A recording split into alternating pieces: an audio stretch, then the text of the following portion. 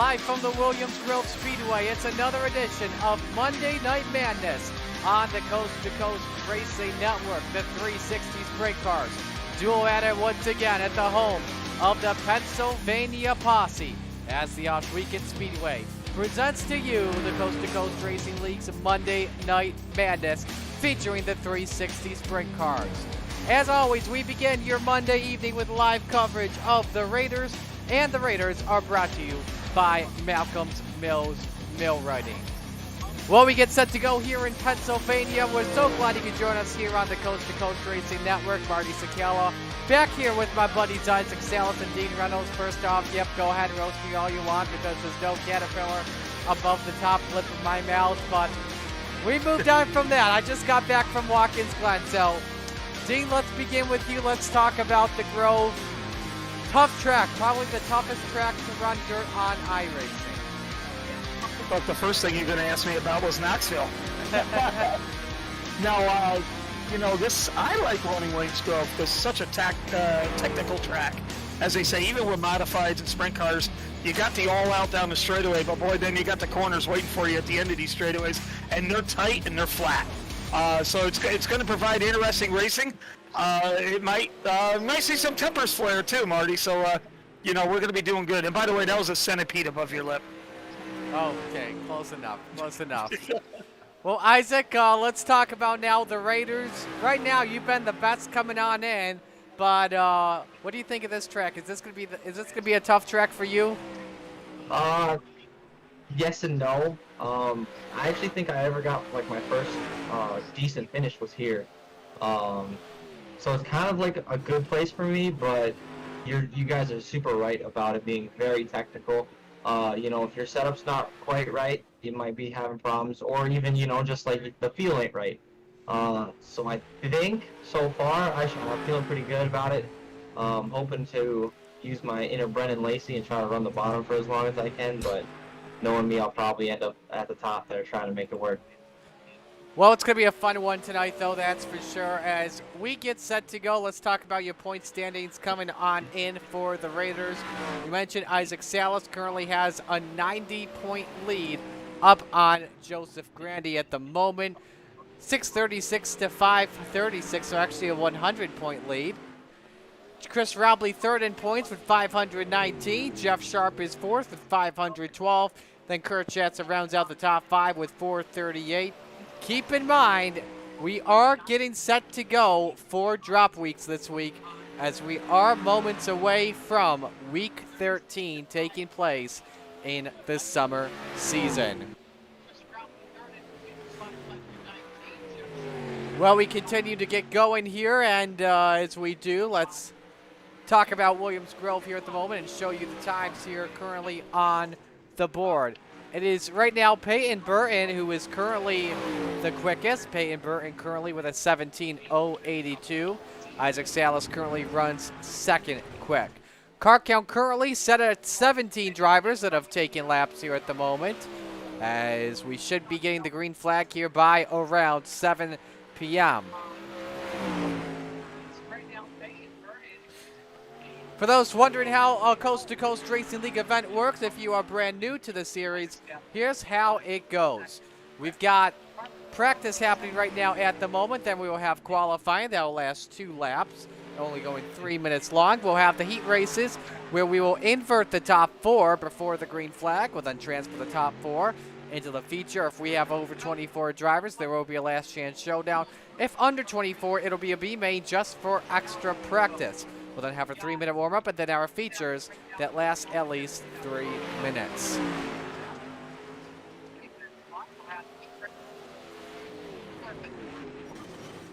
My bad, boss. Just making sure we don't have music playing during our feature as usual. Off for 2 weeks, goes to a wedding, and he's a rookie. Yeah. Oh, Yeah, Isaac's having a... 2 weddings, first off. Isaac's kind of gone down to a novice level right now, so... I apologize. I'm not sorry, but I apologize. Oh, he ain't sorry. Same set of levels 2.6. Actually, I feel like it's 2.4. Is it still 2.4? Please say I'm below. Coming on in your IL, Isaac, was 240. Mine's a 2-0 because I decided to stay out that last race and get 8 more X. Oh, jeez. Hey, I just want you guys to know that it's been coming since like week 2 for me to finally get the incident points down. I ran 0x in I-55 the one time Marty wasn't here. I don't know what that tells you about Marty being my bad luck charm for incidents, but You know. put it out there. Take a look at a couple of drivers on track. There you have a look at Samuel Brockman. Now here's Caleb Brockman on the racetrack. He's 5th quick. Neil Strauser 4th quick in car number 68. If you're looking for other racers that enjoy racing without all the drama and name calling of normal iRacing, come out and join the Cool Ray Coast to Coast Racing League. We have 16 divisions that race 7 days a week and broadcast 9 of them. Members know that they are a part of something bigger than just the on-track action. Go to www.c2crl.com and click on apply to join. All right, guys, welcome to A drivers meeting taking place right now at the moment. Raider Division race here at Probably should turn that down, huh? We have a whole slew of penalties.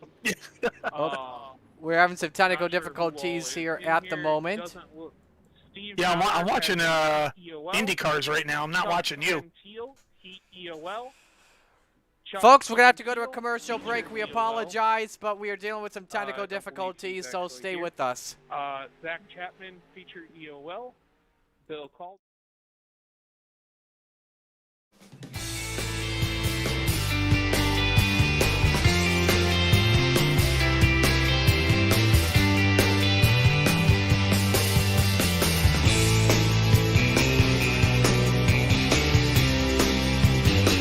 Taking place, Mario Sakala alongside Isaac Salas. There we go. Now we got the stream going here. So getting back here to our action. Looks like the big key here when we come to sprint racing at Williams Grove here, Dean. Normally it's the low side that starts to be the place to go early, but then later on you want to go high just like any normal short track. Yeah, when Williams Grove burns off, you can go high, low. You can actually even roll the middle if you want. And that's the whole key is to get through the corners. Everyone can go fast down those straightaways, but it's getting through the corners and coming off the corners so you can have that launch down the straightaway. That's the whole key to Williams Grove. Absolutely. Isaac, what are your big keys here? My big keys are going to be that little jut out on the backstretch. If you're racing side by side, you come up on it and forget all about it. Good luck. Absolutely. Qualifying underway here, brought to you by ABR Setup Shop. First driver that will make their way onto the speedway. Driver of the 518, this is Joseph Grandy. Joseph Grandy in car number 518. Comes on in second in series standings.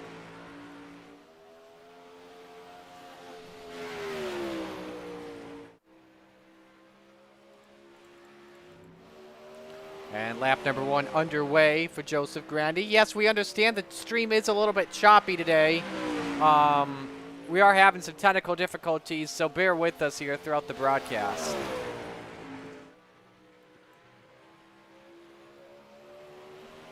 Lap number 1 for Joseph Grandy goes up on the boards here and sets the bar at 17.146, 17146 for Joseph Grandy. Brian Dickens of the 122 looking like he'll put a good lap up here. He goes quickest, 17.041. Isaac Salas goes second quickest. Dan McLaren now makes it up to second quick. We'll watch the driver of the 88 car's lap. Brian Dickens looking a little bit better on lap number 2, and he is just a bit better, 17.040. Isaac Salas goes down to third. Peyton Burton goes up to second quick at a 17.07. 1.069 for Peyton Burton as we are halfway through qualifying. Burton makes his way off of turn number 4. Perfect in sector 2. Quick time! It's a 16.997. 1.6997 for Peyton Burton in the 114. What can you do in 16 seconds? The first 16-second lap we have seen today here at Williams Grove Speedway. Neil Strauser, see if he can improve his lap. He cannot. 9th quick on the board, 17.261. That should wrap things up here for qualifying.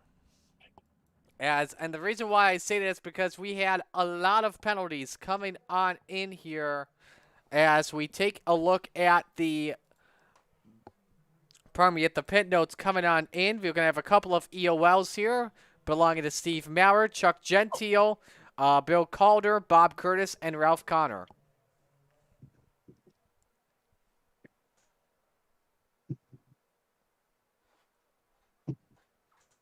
So that will wrap things up here for qualifying. And ladies and gentlemen, with the ABR Setup Shop Fast Time Award of a 16.997 in the number 114, it's Peyton Burton.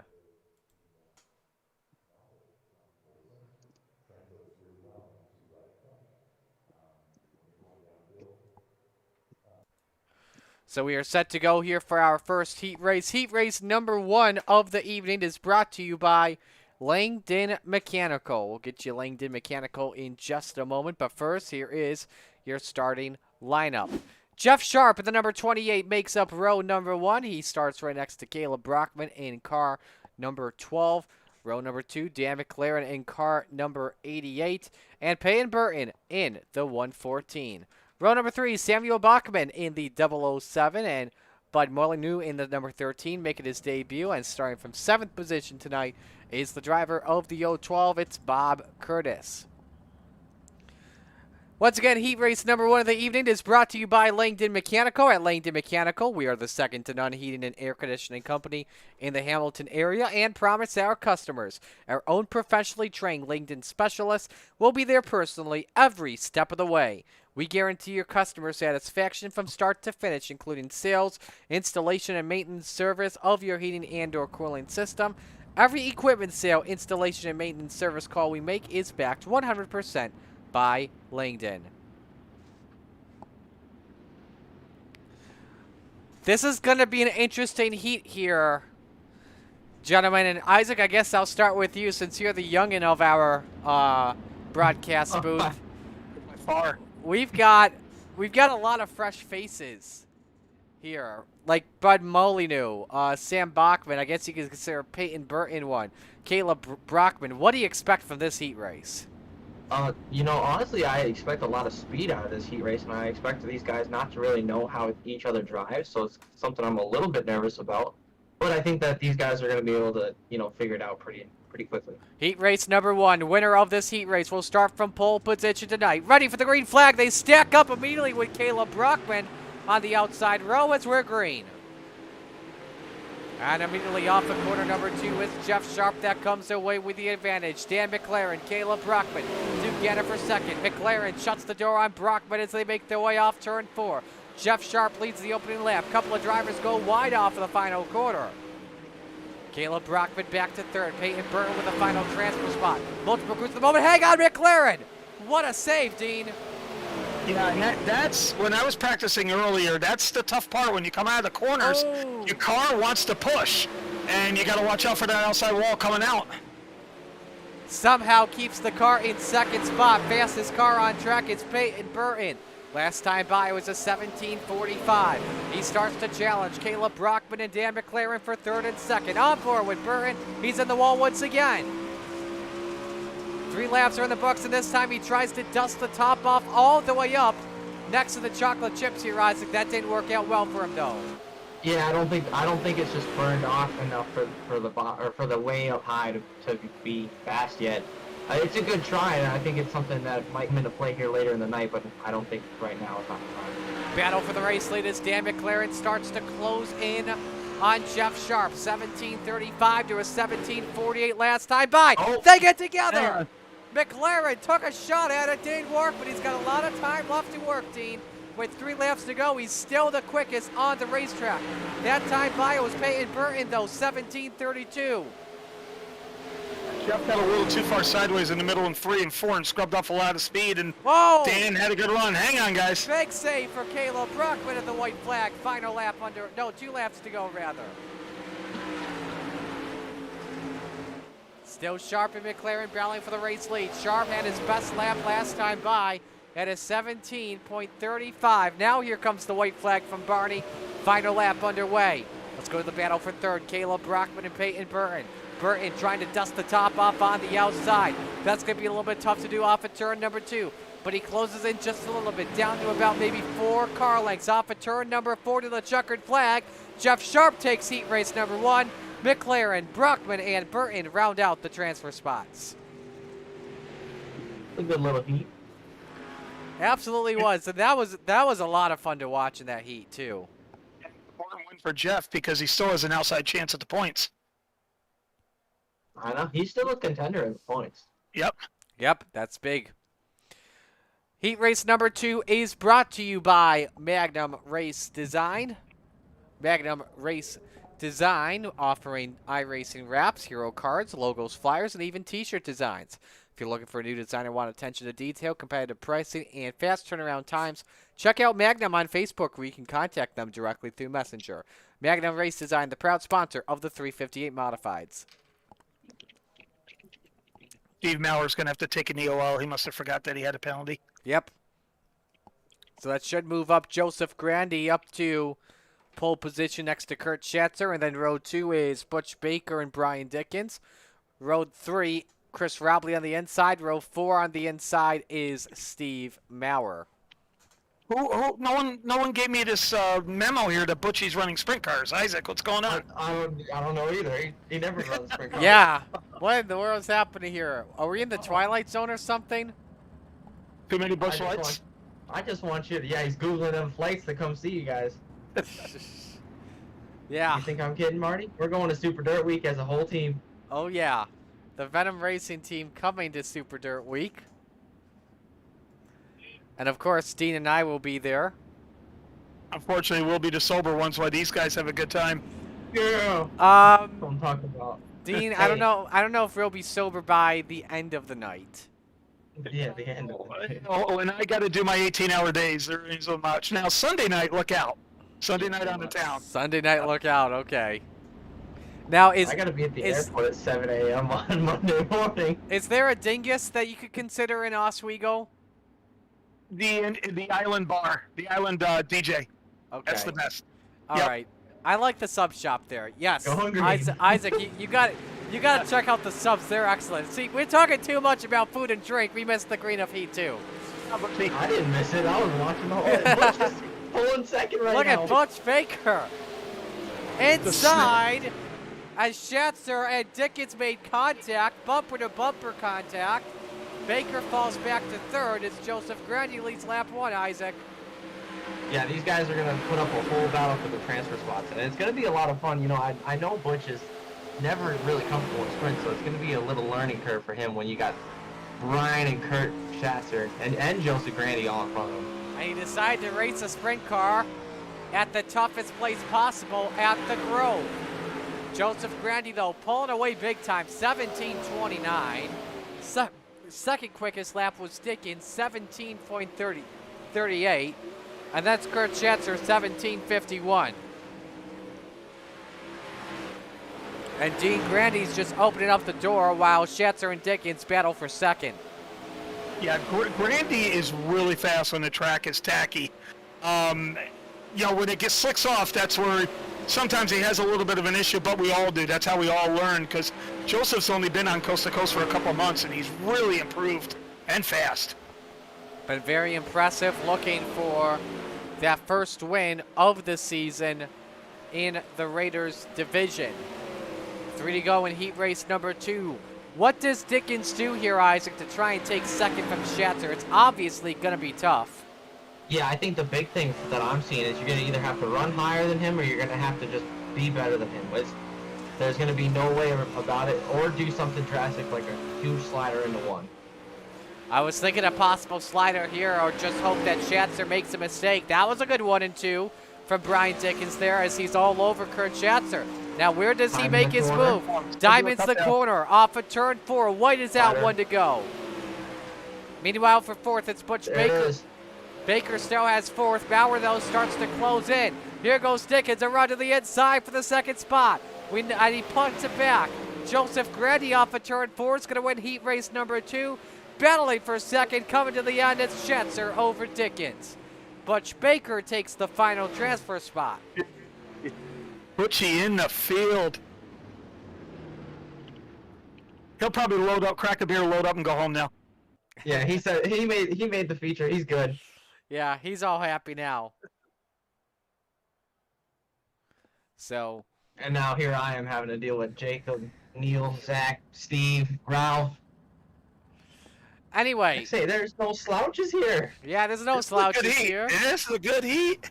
Heat race number 3 brought to you by 2-1 Designs, making wraps for all dirt racing needs, in addition to 1/18 scale RC wraps. Like them on Facebook at 2-1 iRacing Designs.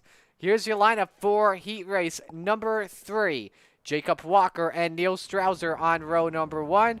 Zach Chapman and Isaac Salas in row number 2. Steve Bixler, the mayor, and Ralph Connor Jr. in row number 3. And Bill Calder starts from 7th.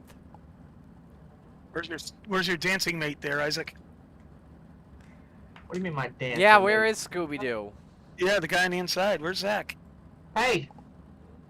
Get in here. Let's go. Where's he at? What are you doing? Oh, he didn't grid. He didn't grid. I know he has a feature EOL, so maybe he just doesn't want to. That could be. Could be that. Maybe he just wants to try and go for a mug. I thought you were talking about Kelsey, to be honest with you. I know that we've been dancing these past 2 weekends for these weddings, so that's who I thought you meant. For Zach, what he's going to learn in the heat's going to have nothing to do with the feature, so I wouldn't be surprised if he just tags tail the B-main just to get some laps. Yeah. Yo. Heads warm up hard and just kind of. I saw the pics. I saw the pics. You two looked really good. You guys go square dancing or something? You're damn right. You're darn too. Oh, I did too. I made a line dance. Swing dance. Oh yeah. It was, did you do? Did you do the Applebee's dance? No. No, I did not. Worry. Anyway, here we go for Heat 3. You got Jacob Walker and Neil Strauser making their second and first starts respectively. As we're look at Isaac. Oh my goodness! Isaac Salas goes. Wow. Wow. Don't be slipping on the cowboy. Salas versus Walker for the race lead. Throws the slider off at turn 4. Whoop-de-doo. Yeehaw, Isaac. Watch out for that wall. Watch out, I'm about to hit the wall. Yeah. Nearly 3 wide for third position off the corner between Bixler, Strausser, and Wreck-It Ralph. 54, the preferred line, the bottom goes 2 for 1 off the corner. Oh, big time in the wall. Strausser and Bixler. Oh, you got a wall. Bixler's steering's gone. Bixler's gone. And same with Strausser. Oh, what's going on with Calder? Nobody wants 4th. Nobody wants 4th. What is this? A Renegades moment? 3 laps are in the books, meanwhile, as Salas leads. Bill Calder, by the way, for those wondering, did take 4th. Good start here, Dean, for Isaac. Yeah, Isaac timed that perfect. I mean, that was actually a clean start. The guys in the front row, that's a little iRacing glitch here. The green comes out so late now that you just actually don't even know when it's going to happen. And Isaac was just waiting for it and timed it perfectly. Yeah, absolutely. That's like a triple O reaction time there from Isaac, for sure. So, continuing on, we got 3 laps to go here in this heat race. It's all Salas, Walker, Connor, and Calder. Best battle here is for second with Walker and Connor. Now, Dean, I want to ask from your perspective, is that an iRacing scheme on your end as well, or does he have a trading paint scheme? Who's that, Walker second? Yeah. That's an iRacing. Okay. Yeah. That is what I thought, so giving shout-outs to the game. Gotta give credit to Walker, though. He is matching the lap times of Isaac Salas, 17:63 to a 17:66. That time at the line, it was Walker by 2:10, so Isaac, run down the back straight for the final time of this heat race if he wants to start on the inside of row number 2. Final stretch coming here in this heat race. Isaac Salas takes the win. Jacob Walker second, Ralph Connor third, and Bill Calder, we gotta wait for him, but he's about to come across the line through 3 and 4 in the final transfer spot. It's just all about surviving. How about Bill? Good for him. That might be Bill's first time qualifying through a heat this year. That's I think good. so, Good for yeah. Bill. It Good is. for Bill. And everyone in my knot's going nuts. Oh, you're damn right. Yep. Party in Ontario tonight. All right. You know, it's interesting, though, Marty, what you were talking about earlier with the Raiders, though. If you have an I rating less than 2,500, you don't know who you're going to get in the Raiders because there's some good drivers out there that don't like doing officials. And when they come in the Raiders, they can be good right off the bat. Absolutely. Like, for example, Chris Robley has the worst I rating in the B-main, an 890. He can be a threat at any time. Yes. Yeah. Because a lot of people just don't like doing officials. Yeah. B-main brought to you by Gambler Motorsports. The field looks like this. Samuel Bachman and Steve Maurer on row 1. Neil Strouser, Bob Curtis, row 2. Chris Robley, Steve Bixler, row 3. And Bud Molyneux in row number 4. Zach Chapman going to start from the rear tonight.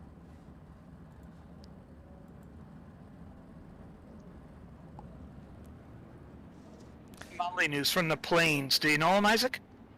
Who? Bud Molyneux. He's from the Plains as well. I do not know him. The Midwest is going to be celebrating if he's from here, though. While we are at it, let us know, by the way, who you're rooting for in the chat tonight. We'll be sure to give you a shout-out on the air. Of course, we're dealing with some technical difficulties. Little minor, though. It's nothing too bad to worry about. Stream isn't going to be hitting 60 frames per second throughout the night. It is between 30 to 60. So, I mean, that's not a big issue. But if it starts to get way too choppy that you can't even see a video broadcast, then we will figure that out. But set to come to the green here, 10 laps hour B-main. Winner starts from position number 13.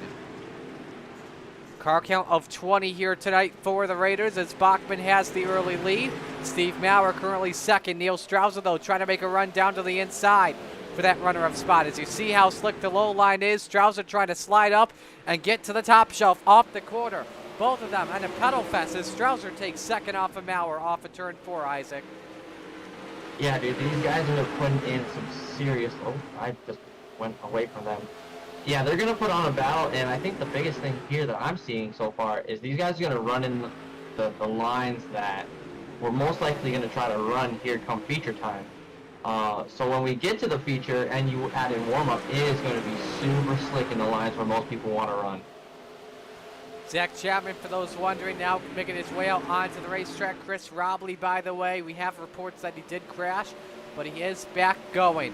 Neil Strouser, quickest car last time by about a 100th of a second, 18-17 to an 18-18. As you saw Strouser try and close in Dean, but it's not enough just yet. Yeah, you can tell now we went from 16-second qualifying laps to 18 seconds. But the one thing I noticed, and you probably saw, is that 3-4 is blown off already. Yeah, It's all the way up against the wall. So in the feature, that is going to be treacherous. Close call it's for... going to be a little nerve-wracking. Close call for Bachman as he got the wall, then blinked out for just a moment, still holding on to the race lead as the cross flags come up. 5 up and 5 down on the B-main. Maurer up there in third, Bob Curtis fourth, Steve Bixler fifth, trying to close in. Bud Molyneux is sixth, Robley seventh, and this is the best battle here. Let's focus on Maurer and Curtis for fourth here, Isaac. Oh, that's close. Oh, we did the same reaction. You know, something I've noticed is how high the groove is starting to get in 1-2. Early. Yeah, and Yeah, this early. 20 cars. Yeah. Curtis trying to hold off. Steve Bixler here still has fourth position with 3 to go. This is what would be for the 16th starting spot officially on the grid. Bixler looks the slider, Dean, doesn't work yet.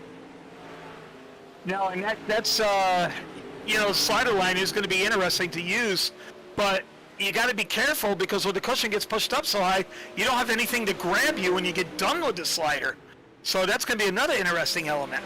Bixler's there on the bottom. Let's see if he can get the bite off turn 2, and he does. Bixler takes fourth spot away from Bob Curtis as they try to fight it back. Curtis tries to counter back with a slider, but that's nothing for him there. Meanwhile, final lap is underway for Sam Bachman. Neil Strouser, though, quickest last time by with an 18-14, best lap of the B-main so far. But it's all Samuel Bachman, Alpha 3 and 4. He takes the checkered flags and will start from 13th in our feature tonight. Neil Strauser clipped the wall in turn number 4. He'll start 14th. Steve Maurer, Steve Bixler, Bob Curtis, waiting for Bud Molyneux and Chris Robley, Zach Chapman, and that is how the field will line up for tonight prior to penalties.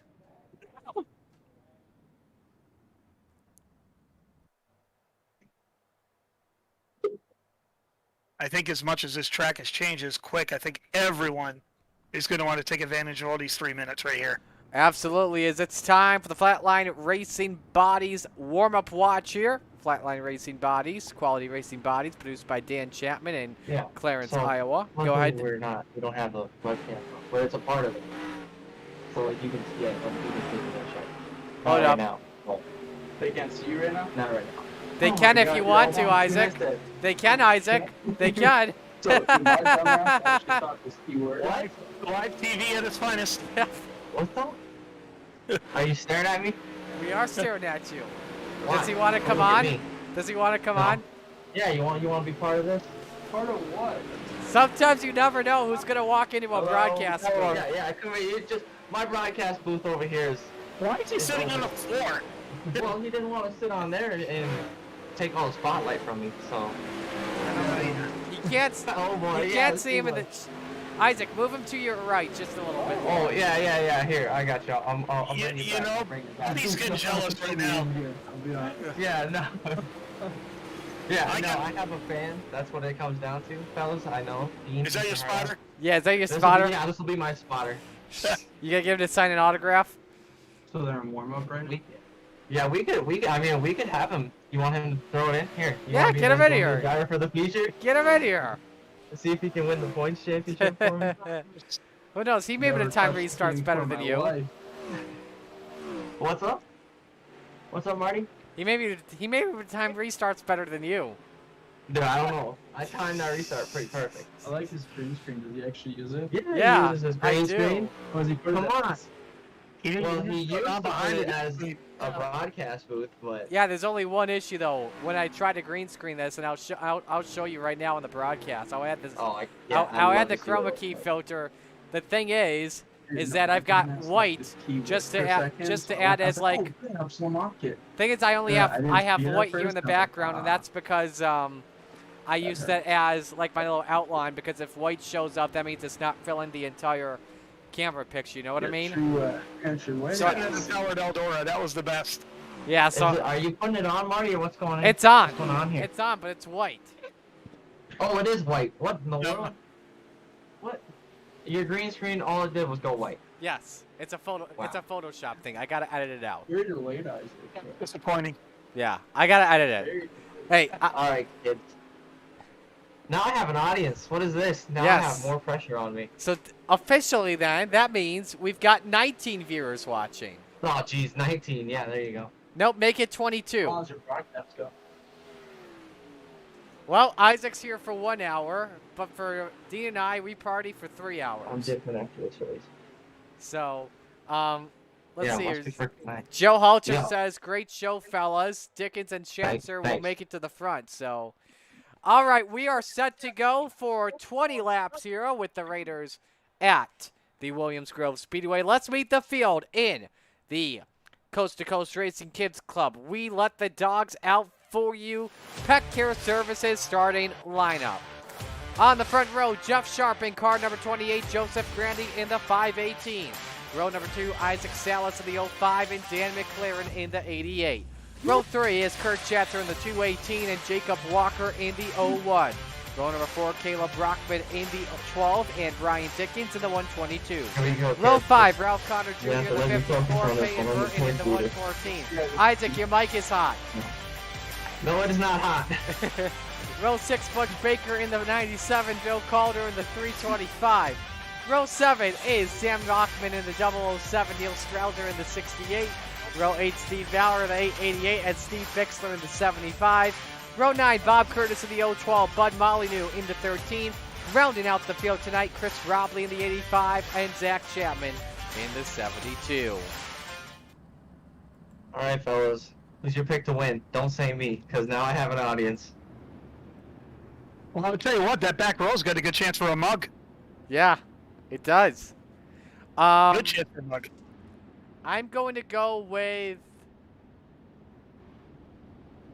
Give me Soupy. Dan McLaren from 4th. Oh, I'm next to Dan. I might not win this one. You got Kurt right behind you. Yeah. Oh, no. Dean, who do you got? Well, Jacob was fast in our heat. So. He's gotten 2 wins in a second with me picking him. So he better not. I'm going to go slide job with Schatzer following. Alrighty. Well, it's time, ladies and gentlemen, for the Dylan Westbrook Racing start as they roll their way off turn number 4. Jeff Sharp, Joseph Grandy make up the front row. We are ready to go. First feature of the evening underway here from Williams Grove, Pennsylvania.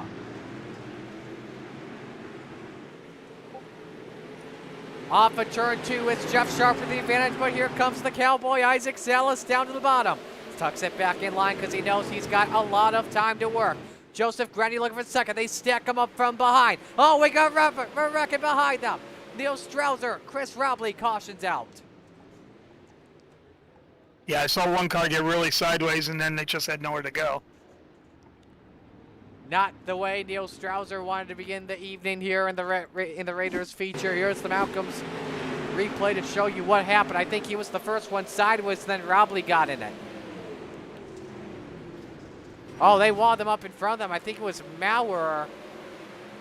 And was that it looked like a Peyton little chain Burton? reaction. Yeah. I think it was a chain reaction there. Let's see here. Yeah, it doesn't look like too much damage, so I think they'll all be able to continue.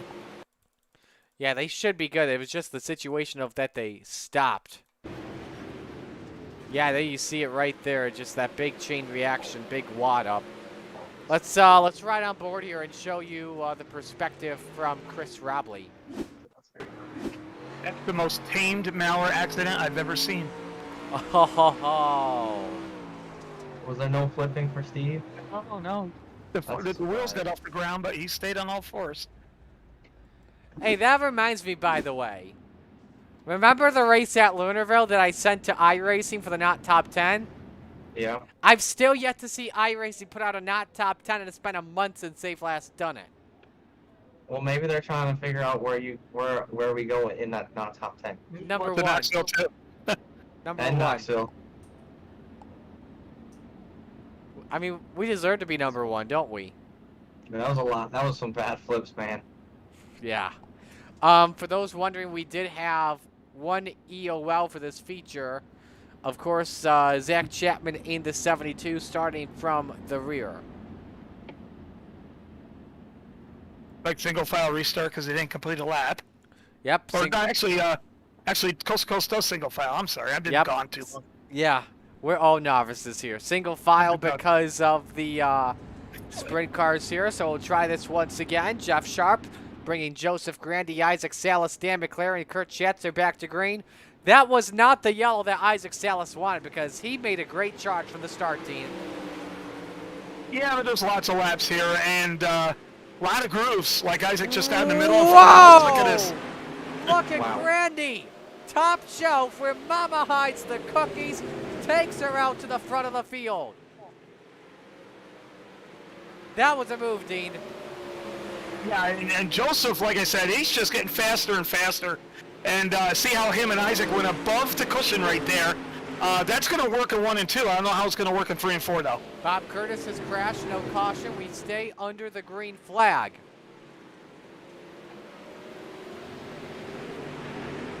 We're having a little technical difficulties on the end of our timing, so we'll keep it off here for you for right now.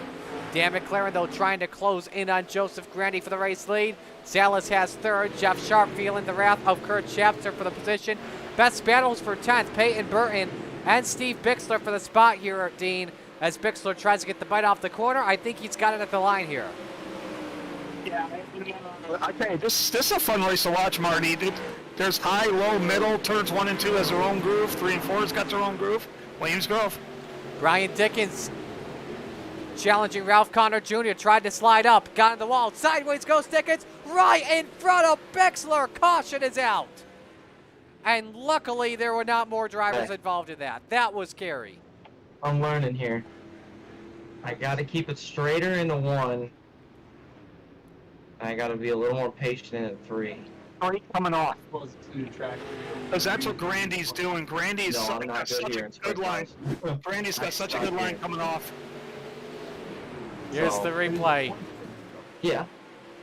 You'll be alright. Just got loose off of turn 4, right in front of the path of Steve These Bixter. guys in the broadcast. And that was a heavy shot there. Let's ride on board with the mayor here. The first one you're going to see get loose coming off for it all night. Watch in the background, the black car, 122 Dickens. There you see him get sideways. He was just committed to the low line and nowhere to go, and you see the front wing damage on his car.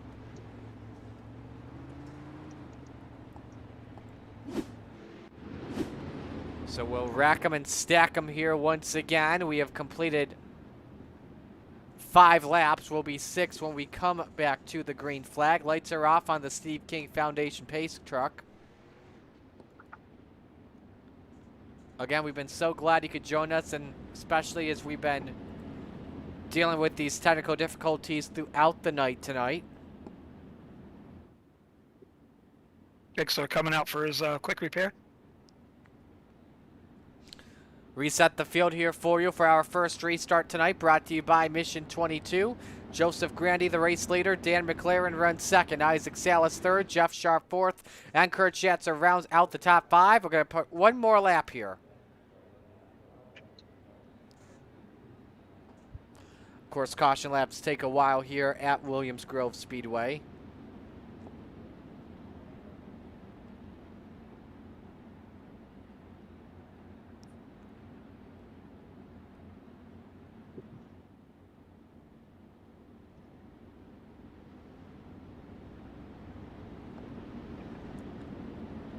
Making their way off turn 2, we're set to come back to green.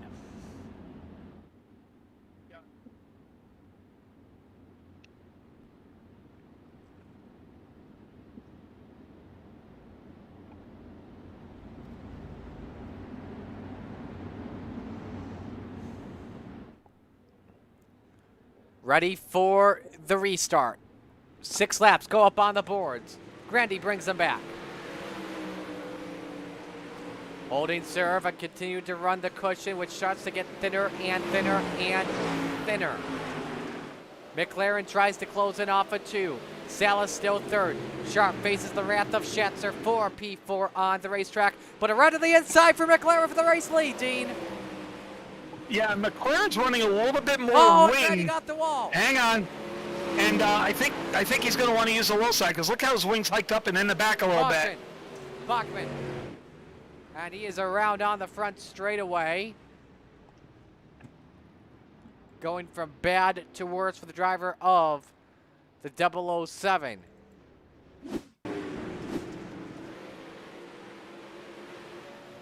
He got loose and net coated. And then he came back. Punch. Yeah, in front of the 68. I guess you could say that was a stirred up situation, not a shaken up situation. If you know, you know. I got some bad news. Did you think of that one on your own? I did. Ugh. Valid. So now let's put ourselves in the driver's seat. Isaac, are you confused, or do you have a game plan? I actually do have a game plan. All right. Am I going to be able to execute it? I don't know. That's a good question. There you ride in the car of Isaac Salas. Again, the in-car camera is provided by Track Cams for Gourmet. It's fun, doing a great job at those. Check them out online at trackcams22.com. I believe that's the website. Just a little It update on is. Bush. He didn't have fuel. Uh-oh. Oh, yeah. There you Rest in see, peace. there you see in-car and Joseph Grandy. Yes, he went. Lights are still on the Steve King Foundation pace truck. He's even got venom on his helmet. Yeah, of course I got Venom on the helmet. I'm gonna make some t-shirts here. Before we get to Super Derby. I'd buy I'll one. make would you? I would. I'd make some. I'd make some. I have Reach the it- idea in my head. You got to reach out to Who's our t-shirt company with the series? Sorry. Oh, I was talking about here. I was talking about here. I know AS. Okay. I know Well, ASI. is it Aiden Young or no? I can't recall, but I think it is 8. it may be. I don't know. By the But way, mug update, Zach Chapman 20-10. nice. That's awesome. So, set to come back to green. It's Grandy, McLaren, Salas, Sharp, Schetzer. Top 5 back to green. 8 laps complete. That restart was brought to you by Mission 22. Grandy holding on to the serve here. McLaren trying to rock the low side and get some bite. Salas, though, starts to close in. They both rocket on the middle side of the racetrack. Salas trying to get back on the throttle without turning the car sideways. And that's your best battle on the racetrack, Dean, as Grandy continues to lead. Salas nearly gets the wall. Yeah, this is, we got 3 cars here going to try to battle for the lead. I think once McLaren and Isaac get settled down, they're going to close in on Grandy a little bit, and here they come. Man, that was so close for Salas getting all over Dan McLaren. Salas fakes high. Salas goes low. Salas on the sun. Slide job, Salas. Parried and moved by Isaac. He takes away the runner-up spot.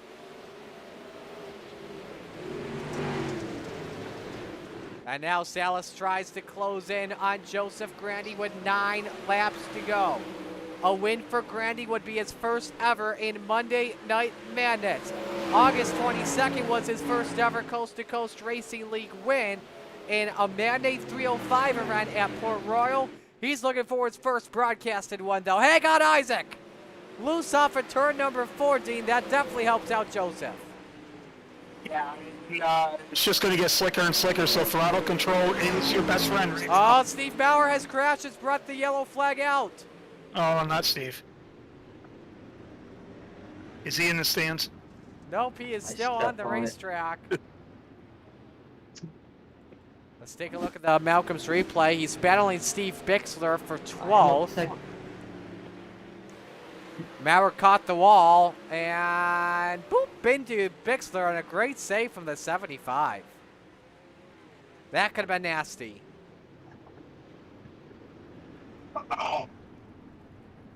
Here's the onboard with the Maurer Farm Management Machine.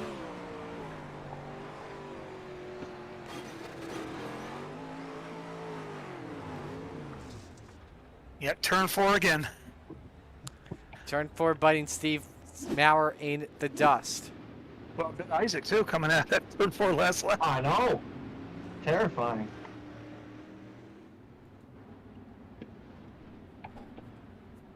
So, we will have 7 laps to go. Still 2 laps are left before we go back under the green flag. 1-8 for Zach. Don't forget that, folks, coming up next is our Rebels event, our B division here at Williams Grove Speedway. Well, I'm going to get about 3 minutes of practice. Yay. You'll be fine, Dean. Come on, Isaac, hurry up and win, will you? Make me look good. That'll make me look good. Hey, honestly, Joseph's basically deserved one here for a while now. Strong, very strong. Keeping the car straight. Yeah. And that's the whole key of Williams Grove, as we mentioned. He's doing a great job keeping that car straight and having a good drive. His best finish is in Monday Night Madness. Was 3rd from last week at I-55, and he tied that at Eldora that happened on July 4th. He would love to better it with a win, if not a 2nd spot, but the win obviously the most important as we get set for the Mission 22 restart. There will be 7 laps to go for the Raiders at Williams Grove Speedway. Can Joseph Grandy hang on, or will Isaac Salas get another points-paying victory here with our C division? We're about to find out. Steve King Foundation Pace Truck is in the pits. Grandy is your control car. The right to fire first is his. Go, go, go.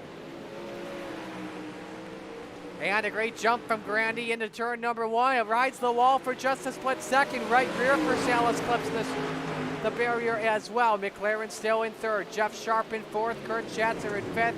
Zach Chapman, for those wondering, up 11 spots. You saw Payne Burton take a peek underneath. Remember, he was involved in the first caution early in the race, and he currently runs in the 7th position. 6 laps to go. Salas tries to close in on Grandy. Can he get there off turn 2? Dean is the question. Yeah, and even McLaren's gone up to the top of 1 and 2. It's just such a fine line up there. But No, yellow out, the yells caution out. is out. He had the hole, but then the yellow flies. Jacob Walker and Neil Strelzer have collided, and up in the air they are. I had finally made it. Well, Isaac, what are you thinking there? I'm a little hurt. Oh, Walker first hit the inside wall. And then got into Brian Dickens, and 68 was just committed as they get into each other there. Let's ride on board here with Jacob first. He just misjudged the entry, and he just caught the left front.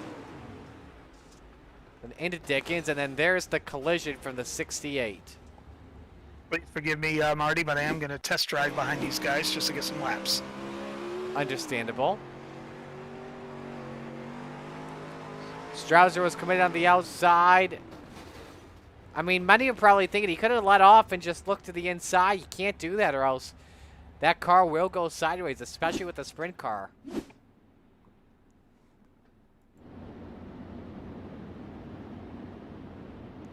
Should be 1 to green this time by, and will be a 5-lap shootout. 1-0 Yankees, by the way. You love to see it.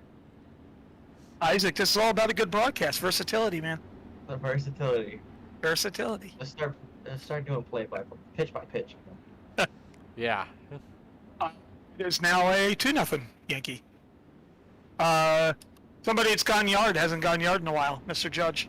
Judge, All right. I was literally about to ask, was a judge? All right. Let's go. All rise. I believe that's number 47. All rise. And the first one in like a week. Yeah. Even Bauer's right All right. front tire Here we camera's go. way off. Good luck, sir, up there. It is 47. So 5 laps to go. Mission 22 restart. Grandy ready to bring them back to green, but does Salas have anything to spoil his party? About to find out. McLaren looking to the inside. Slide job. There's contact with Grandy. Grandy goes around. Caution flag is out. McLaren, who's going to be out in lead? It's Salas. Oh my goodness. And we are about to see probably a Williams Grove fight breakout, much like Danny Dietrich versus Freddie Raymer.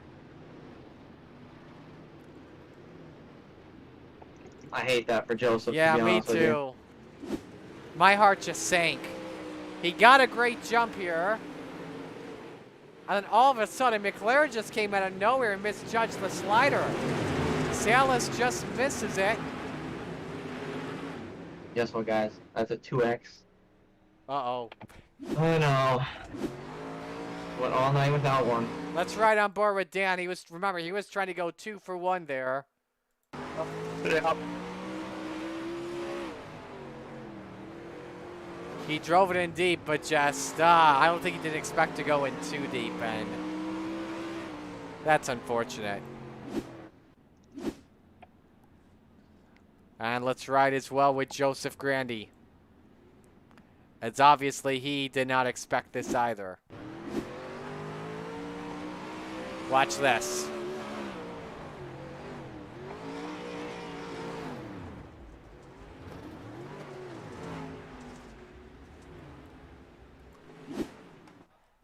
Oh, that's tough. Tempers flaring early here, possibly at Williams Grove Speedway. We'll have a 4-lap shootout to go to the finish.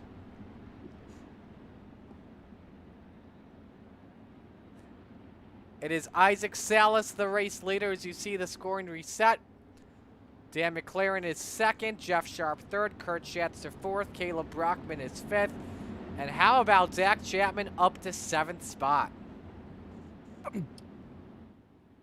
Having a good day so far, that's for sure. Looking for the mug. And don't forget, top 10 will transfer to the Rebels. as long as their IL is under 225.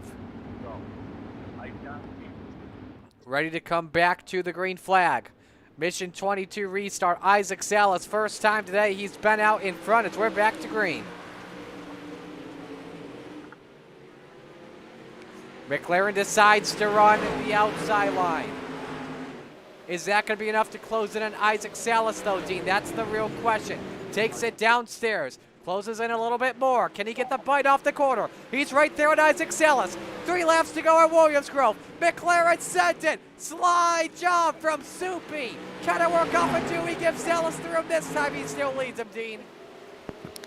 I tell you, Isaac, that was a tough move right there, but you got to do it. You got to run there.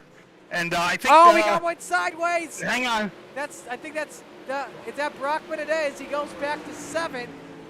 2 laps to go for Isaac Salas, though, Dean. Oh, good run right there. McLaren touches wheels, has to back out of it down to the bottom, tries to find a hole, doesn't work, and he gets sideways, and he almost spins it out. That puts Jeff Sharp to second in the white flag.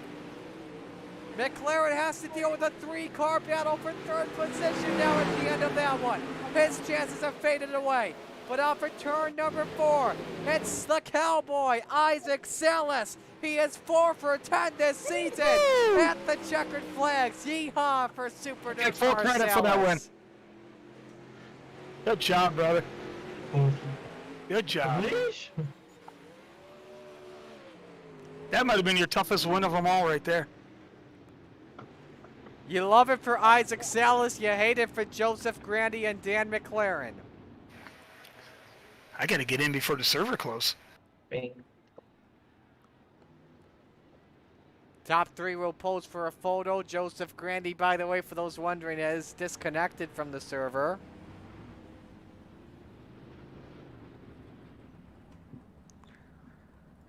But a great win for Isaac, and Jeff Sharp is also disconnected as well, so that's not going to be good for the public because they want to get into the Rebels because we only got a few minutes before the server closes. I know, so they're going to have to hurry up here. So we will make it quick on our ends.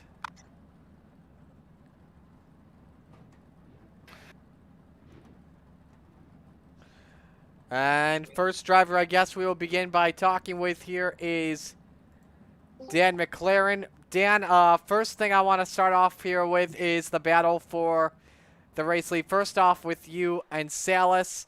Just talk about what happened there off of turn number 4. You had a big run on him, and also as well on the exits overall. Yeah, first off, I just want to apologize for getting into, was it Maurer? Or Grandy. Grandy, yeah. I went to do the slider just on Isaac, hoping that there was going to be a big enough gap for me to slot in there, but totally wasn't expecting the leader there, so I just want to apologize for that. But overall, I think that was pretty good battling. Appreciate how you did tonight, man. Who do you want to give shout-outs to on the run? Spartan Racing, VMR Wraps, Coast2Coast Racing League, and you guys for putting on a great broadcast. Appreciate the time, man. We'll let you go. Great run. Thanks, guys. 3rd place finish for Dan McLaren. 2nd place finisher is Jeff Sharp. Jeff, we will make it quick here for you. Just talk us through your race, keeping your car up at the front the entire day.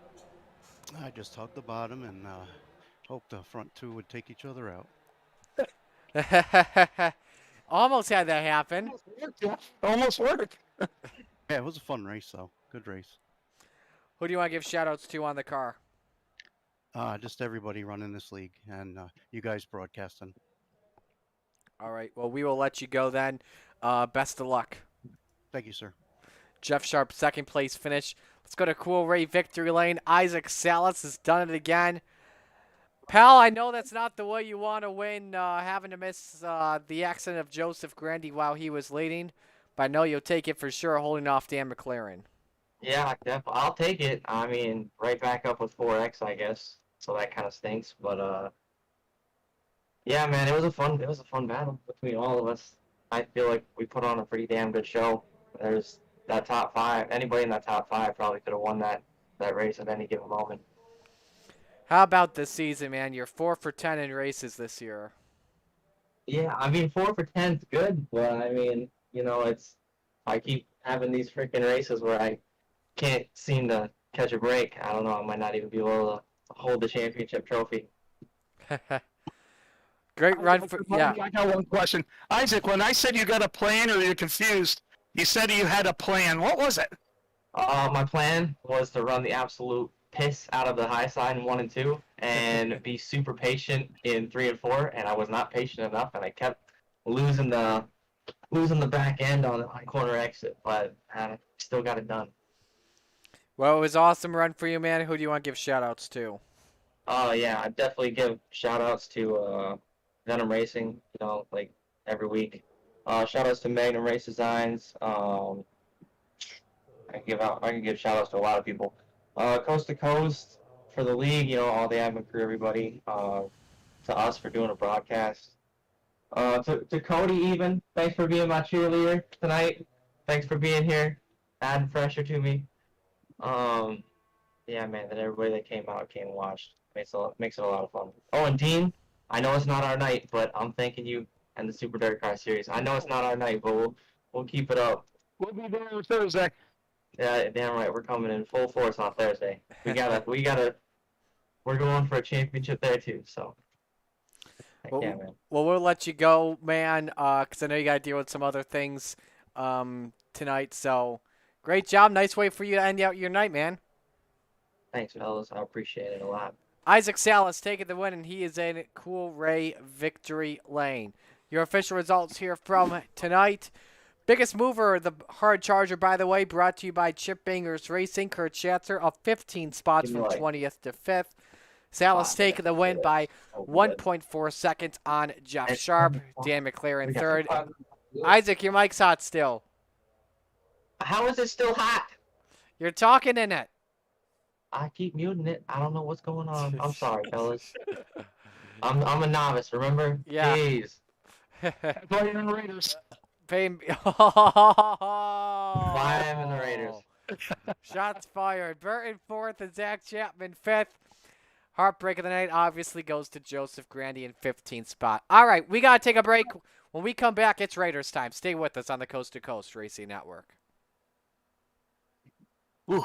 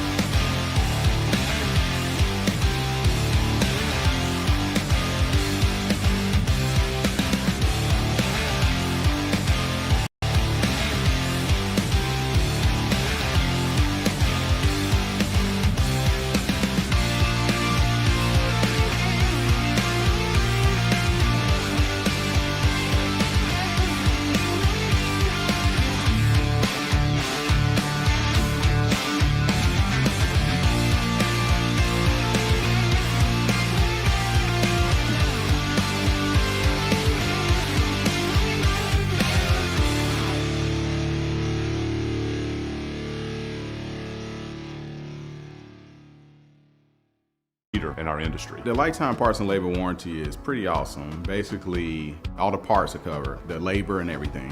When we say lifetime, we mean lifetime, and it's supported with money-back guarantees. And with that, you're getting all qualified technicians that are going to ensure that this job is done perfectly and operates perfectly throughout the life of the unit.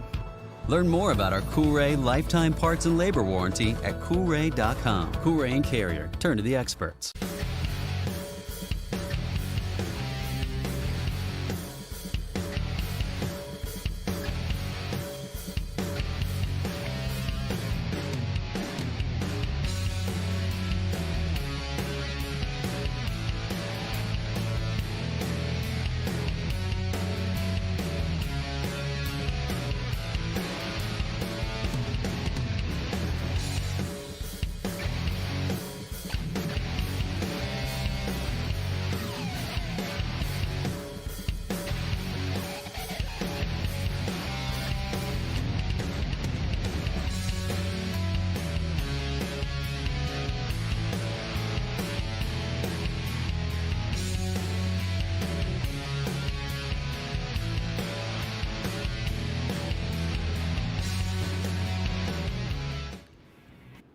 We are back here on the Coast to Coast Racing League as we get set to go for Rebels, and the Rebels are brought to you by our friends at Langdon Mechanical. Well, we apologize for the delay here as we had missed qualifying out, but Donovan Ross was the ABR Sub Shop Fast Time Award holder. So we are getting right into the thick of things. It is now time for our heat races, brought to you by Langdon Mechanical for heat race number 1. Roger Craig, Rich Holland, row 1. Rich Holland, Roger Craig, rather. Brandon Dittmer, Donovan Ross, row 2. Jack Hitt, John Rayner, row 3. Steve Bixler, row number 4 on the inside, next to Joe Canellis, as we will have one more lap before we get the green flag here. I got to see Brandon Dittmer's scheme because he told me, nope, he doesn't have it. He told me he was going to make a paint scheme like the Spider Monkey. Dittmer, you better be hearing this, man. Well, I can't say anything bad about Dittmer. He supplied me with a few beers at Knoxville. He did, that is true. What about Devo? Did he supply you with a few beers too? No, Devo's a no-show. I think it was all talk with Devo. Anyway, winner of this heat race will start on pole position tonight. Let us know who you're rooting for here in the chat. We'll be sure to give you a shout out on the air.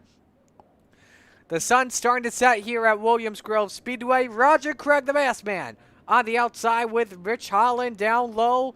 We are set to go racing here for heat race number 1.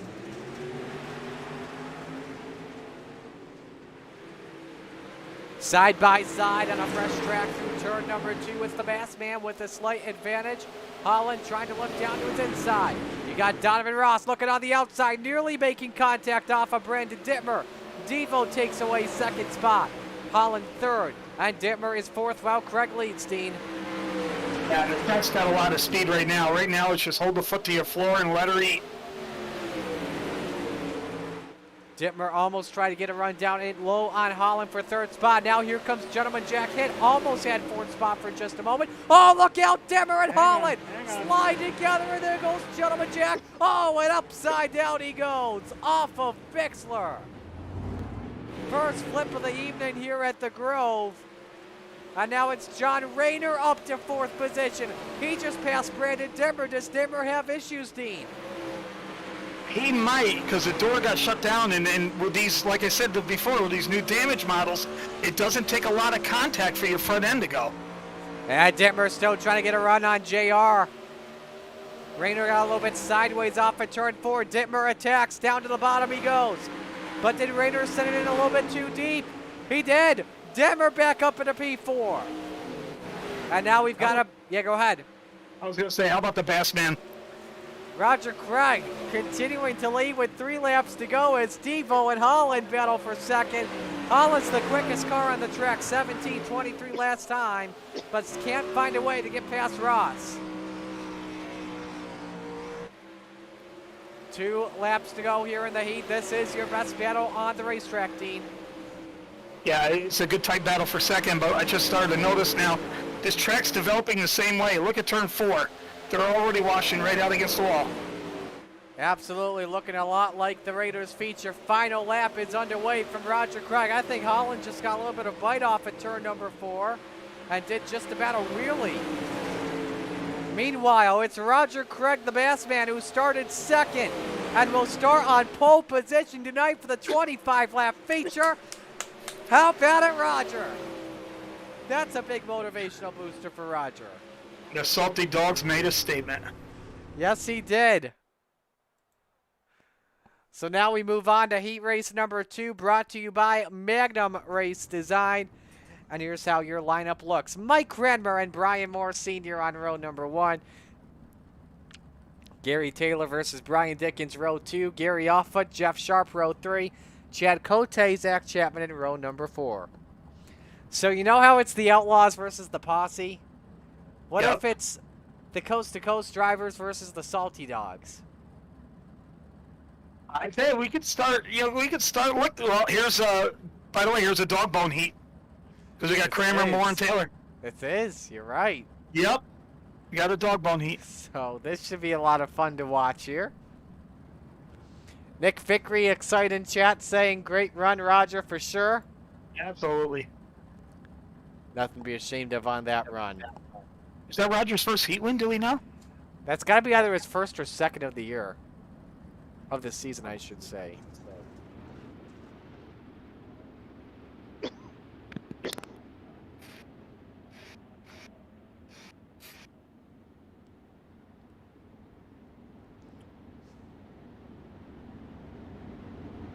I wonder if Brian Dickens feels out of place with the Salty Dogs all around him. Yeah, that's true. And look at the talent in the back row. You got Zach Chapman and Chad Cote.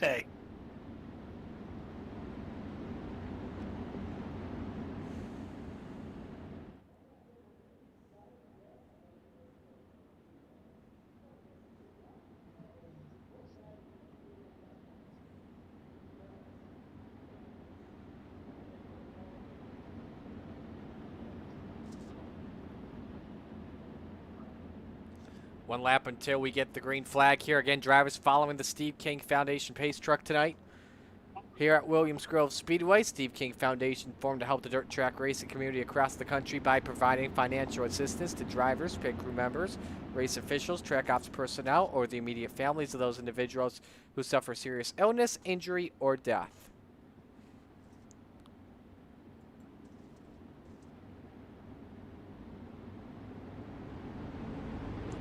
Mike Cranmer, Brian Moore Sr. making up your front row as we are ready to go to the green flag. Heat race number 2 underway, brought to you by Magnum Race Design. Brian Moore Sr. tries to look around the outside of Mike Cranmer, but that doesn't look. Oh no! Gary Taylor, Brian Dickens. Wow, what a wreck for Brian. And Kramer in the wall coming out of 4. Wow, and so somehow Kramer still had the race lead, and him and Moore get together. Senior through the elbow at Mike. That going to be a Salty Dog throwdown coming down the Legion? It's Friday Night SmackDown here for the Salty Dogs at Williams Grove Speedway. Gary Offutt early third, and Chad Cote's the quickest driver in 4th. Well, let's take a look at the Malcolm's replay and show you what happened at the start. Watch Taylor and Dickens. They just got together. They hit that opening there. Yeah, that opening, that hurts. It does. Didn't come out with a quick repair after that either. Brian Moore Sr. quickest car on track, 17:47 last lap. Oh, Cranmer loose and around he goes. Cote gets past him and Offutt are collided. And who takes 3rd? Jeff Sharp. Zach Chapman takes 4th. And that is a heartbreak right there, ladies and gents.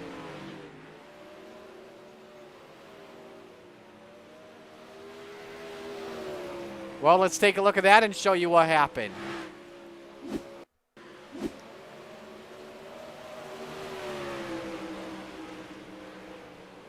Grammer just got sideways all by himself and Offred just has nowhere to go.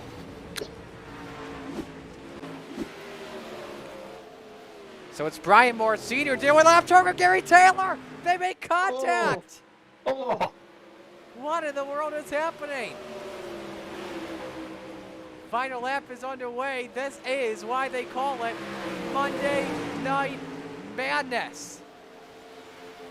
Hope the dogs are going to have a meeting. It's going to turn into a brouhaha. Moore Sr. will win the heat and start from second. Cote second. Jeff Sharp third. And Zach Chapman takes the final transfer spot. What was the car count, by the way, coming on in, Dean? Not enough for me not to make it. Uh-oh. I think right at 23, I believe. Okay. So I'm good. So we go to heat race number 3, brought to you by 2-1 Designs. Lineup looks like this. Nick Vickery and Preston Cranmer on row number 1. Kyle Sargent and Michael Birthday in row 2. Dan McLaren, Dean Reynolds in row 3. Then Kurt Schatzer, Zach Neubauer, row 4. It's the first time Nick Vickery's been back with the sprint cars in a long time. Absolutely. And we haven't talked about this yet tonight. I actually don't know what this tribute's for. If someone in the chat can confirm to me. But I noticed when looking at the schemes coming into tonight, Preston's got a brand new unique scheme, and him and Joe Baxter driving the same scheme. It says Stout Auto Sales. I wonder what that throwback / tribute's for. Someone in the chat can confirm to me, that would be great. So Dittmer says he's waiting for Corinna to get back to him on the scheme.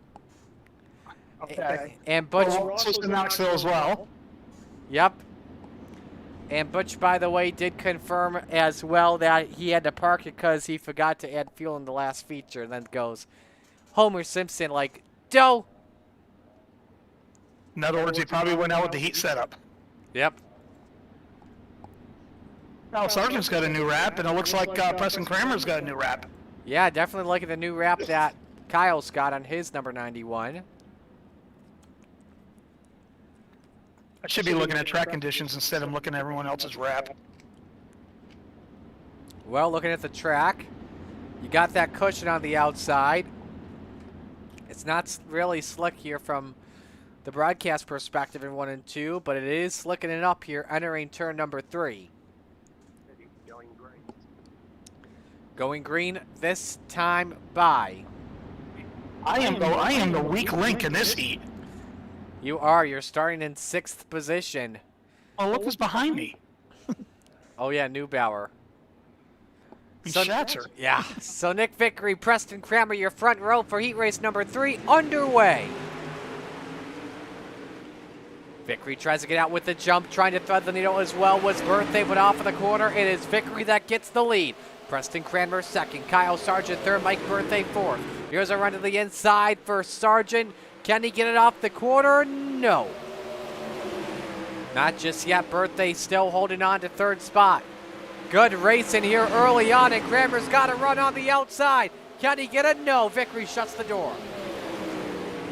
But Cranmer, though, all over Vickery for the race lead. Let's see what the Ayla Outlaw can do.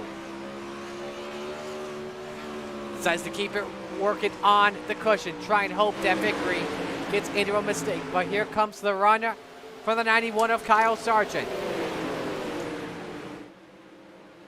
Let's see what the work can Big Money do. Oh, look at this wild racing.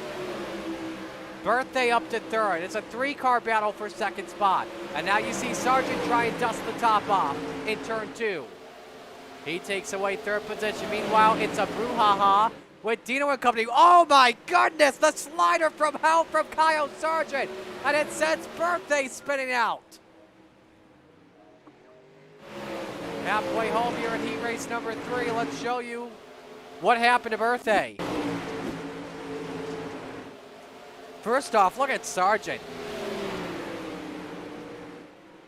Big slider, and Cranmer just came down on Birthday as Michael loses the front end. So it's Nick Vickery that continues to lead. Let's go to 4th position. Because of Birthday spin, Dean has the final transfer spot. 1 lap to go, 2 laps to go rather. As it's Reynolds against Schatzer against McLaren. This is gonna get good for 4th. Reynolds runs a medium line. Schatzer entered a groove higher. Final lap is underway. Can Dean hold off 2 of the best? Oh, here goes McLaren again, 2 for 1. And it works for Dan. McLaren fights it back. Nearly 3 wide for 4th position. Reynolds still with 4th. One last time. Oh,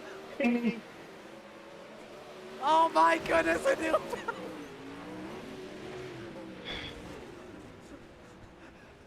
I'm speechless again. I'm speechless again.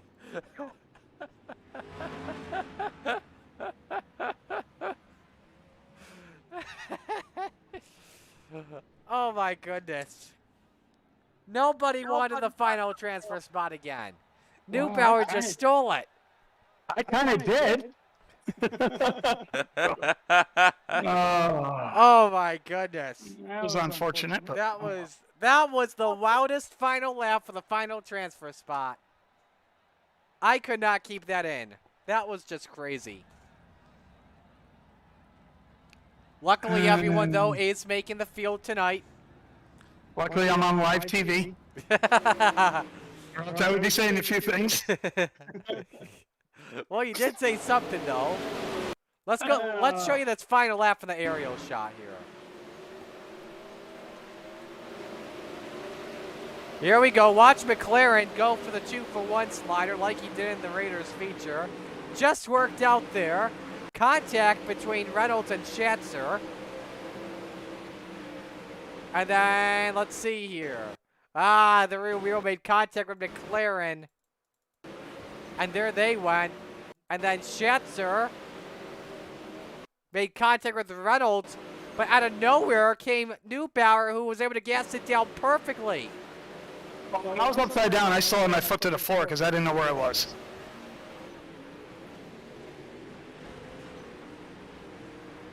So that's what happened with Dean.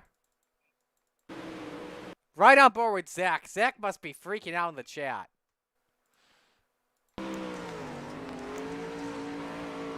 Kind of hoping I didn't have to run this race because I got to go to the bathroom. So Zach Neubauer decides, I'm going to pull the good old Randy Orton RKO. Uh-oh. Did we just lose the stream? I think we just did. Oh, are we back? Yep, we're back. All right, apologies for the technical difficulties there, ladies and gents.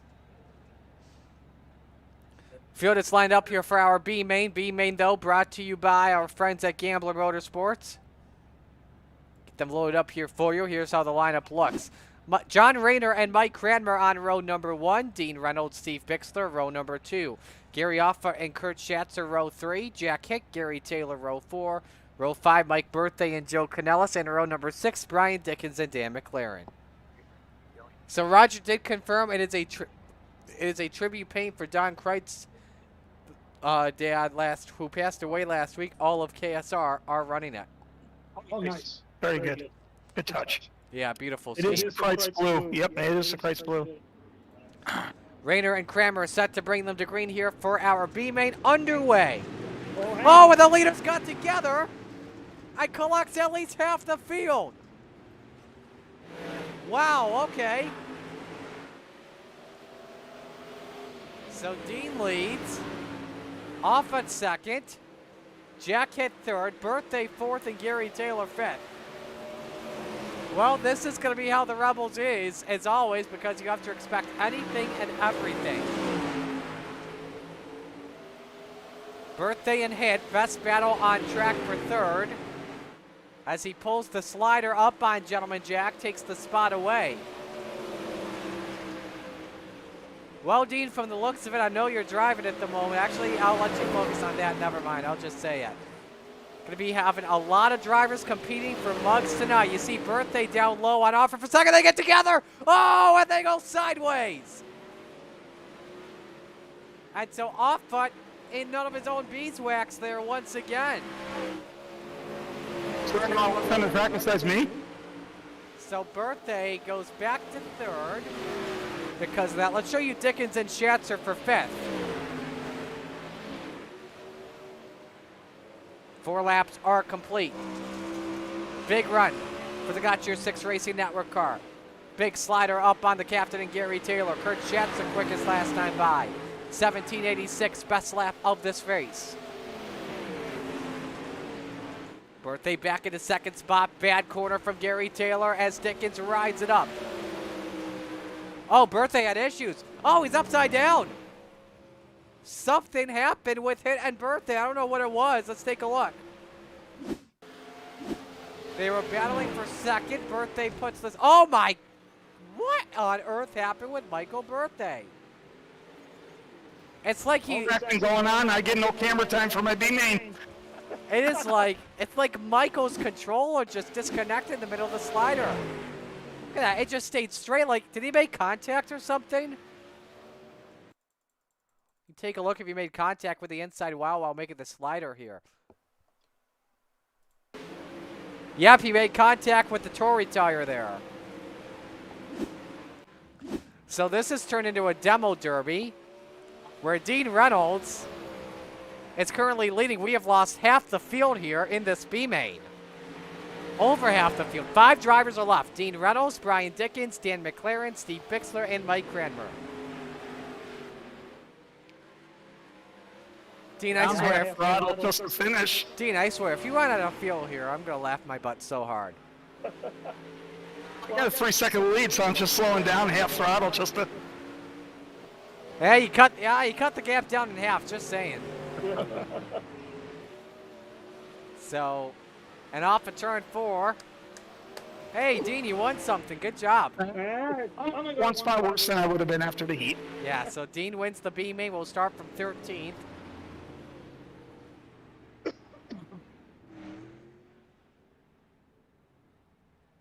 That sticker? Could be a sticker.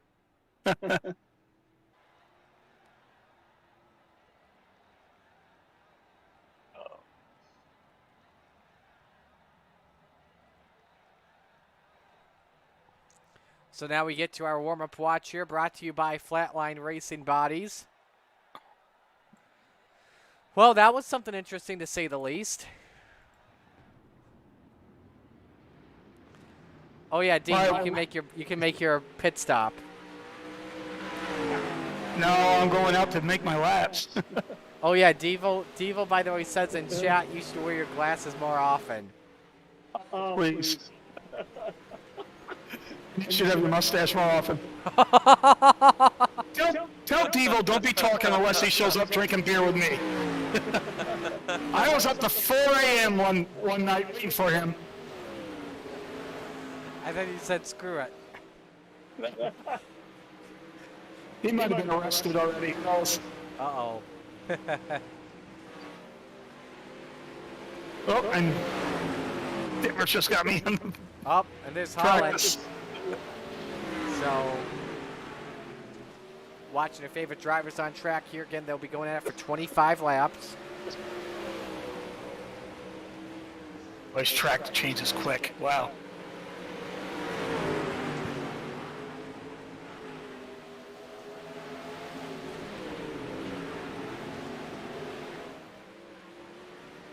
Steven Golder, Steve Bixler, Blake Chapman, and Brandon Dittmer.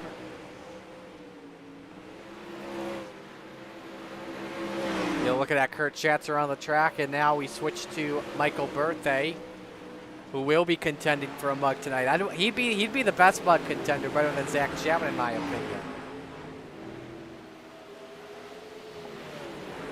I think the real question I want to know is who got the mug last week. I'm going to take a look.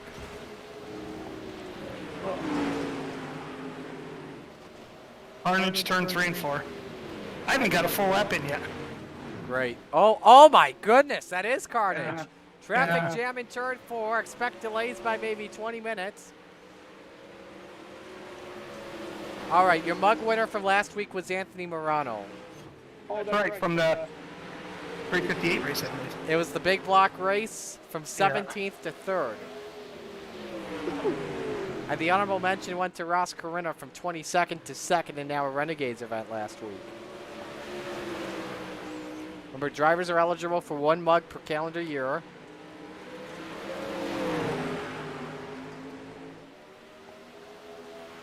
So, for those wondering, just a heads up.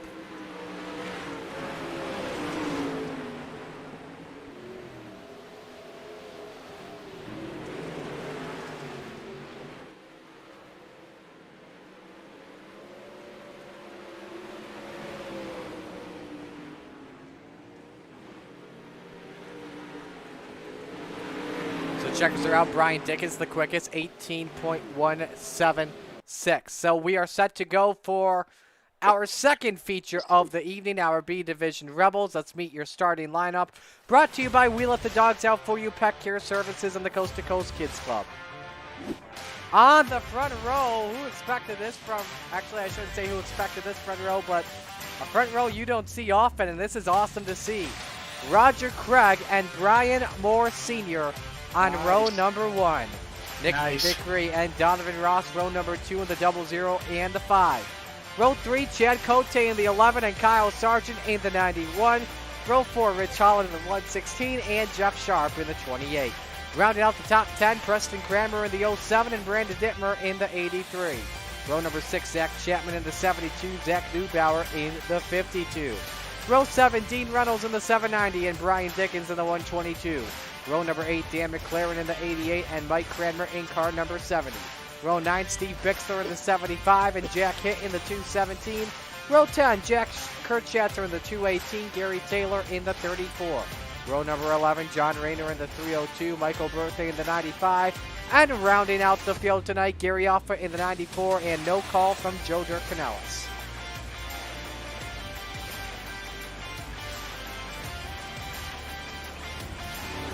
Field is rolling off here as we are set to go green. Dean, your pick to win. Not me. You know, I'm gonna go on a limb because I think he knows he's got to be smooth. He hasn't run a sprint in a while, so he might be a little conservative. I'm gonna go with Mr. Vickery. You go Nick? All right. I'm gonna go Nick. Give me Chad. I'm gonna go Cote tonight. Good pick. Good pick.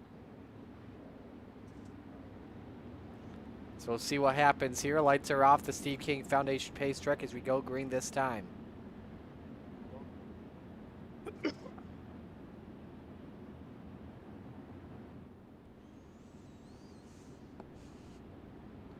$24 drivers, 23 drivers rather, set to do war for 25 laps in Pennsylvania. Like some set off 3 and 4, by the way.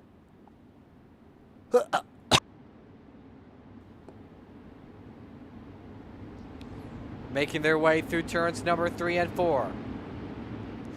The Bassman, Roger Craig and Brian Moore Sr. make up the front row. We get set for the Dillon Westbrook Racing start. The Rebels expect anything and everything. Here at Williams Grove Speedway, let's do it for 25.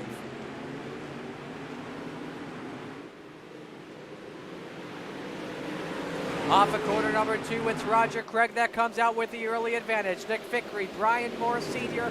battle for second. Vickery all the way up to second spot. You got Devo trouble, Mike Cranmer has gone around, and we got 2 other cars.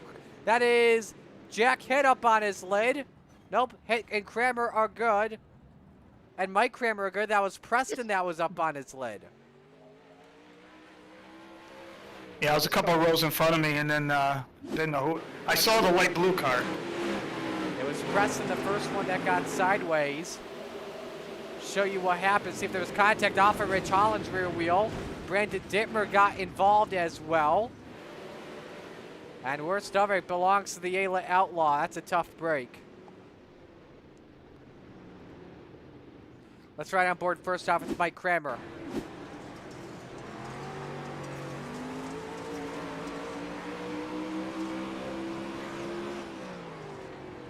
Nowhere to go. Absolutely nowhere to go. Here's what Preston saw. Just caught the fuel bar on Rich Holland. And now here's Jack Hitt.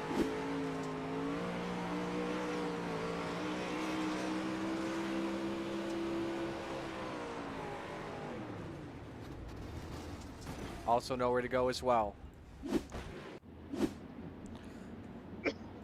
While we are at it, by the way, a look at your Rebels point standings coming on in. It is Jack Hitt that is the points leader. Keep that in mind. Again, this is without the drops. 554 points to Brian Moore Sr.'s 544 points. Then in third in points is Zach Neubauer, 494. Brandon Dittmer fourth, 491. And fifth is Michael Birthday with 480.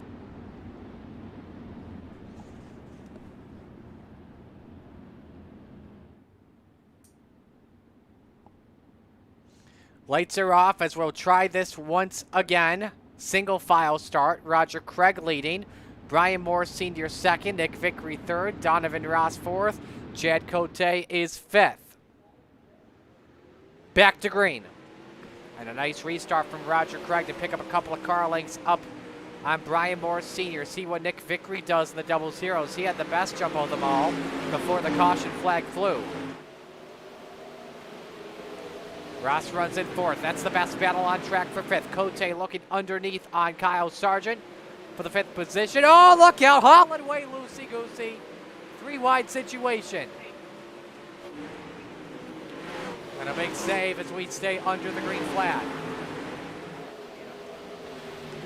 Vickery still trying to challenge John Moore for second spot. He tries to look around the outside. Does that work out? He's got the room side by side. Not yet for second. They tuck it back in line.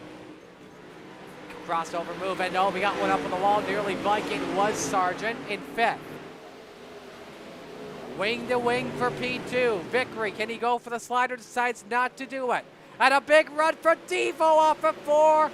Hang on to her. He had so much power that he had to let off the gas there.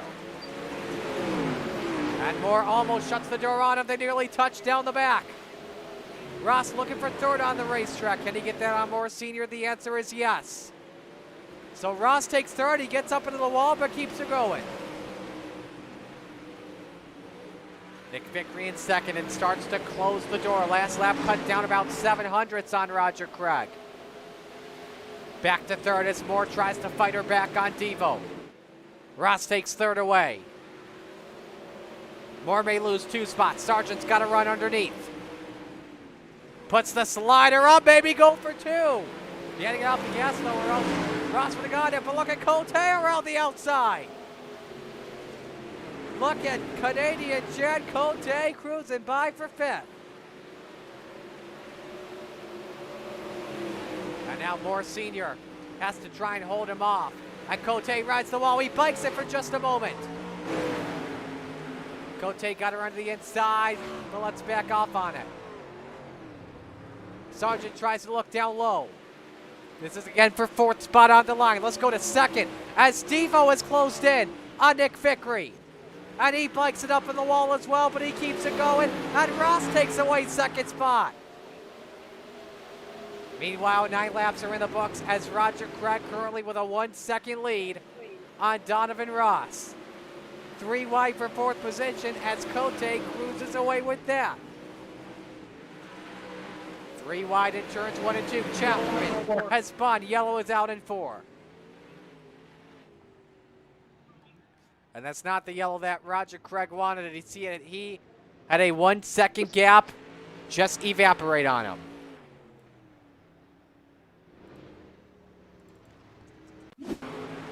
Here's what happened to Scooby-Doo. Was there contact off of Taylor? There was. That just sent him sideways. Oh, and Cranmer just nipped him too. Preston. That's right on board here with Zach Chapman.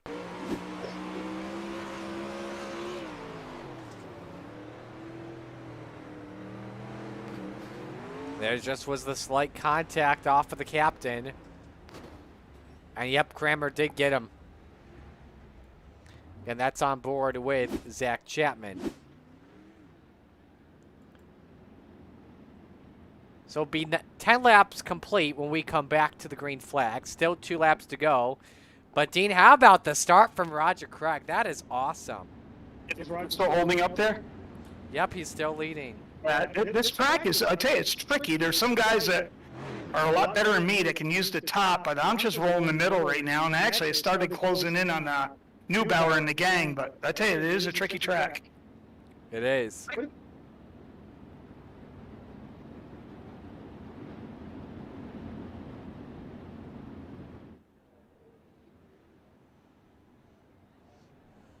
So lights will go off the Steve King Foundation Pace Truck this time. Let us know who you're rooting for in the chat.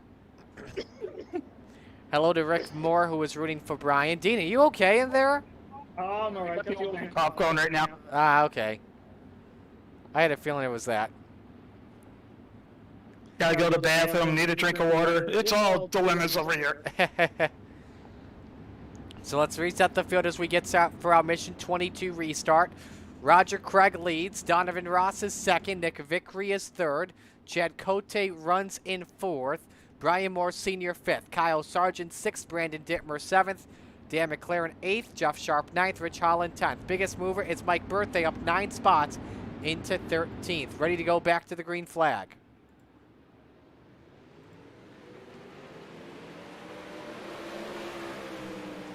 Great restart for the Bassman. Oh, but Ross got the wall, though.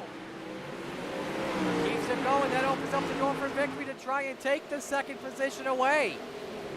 Down on the basement is the 0-0. Let's see if the Spartan Racing Machine can take it away. It cannot. Ross holds on to second. Cote is fourth.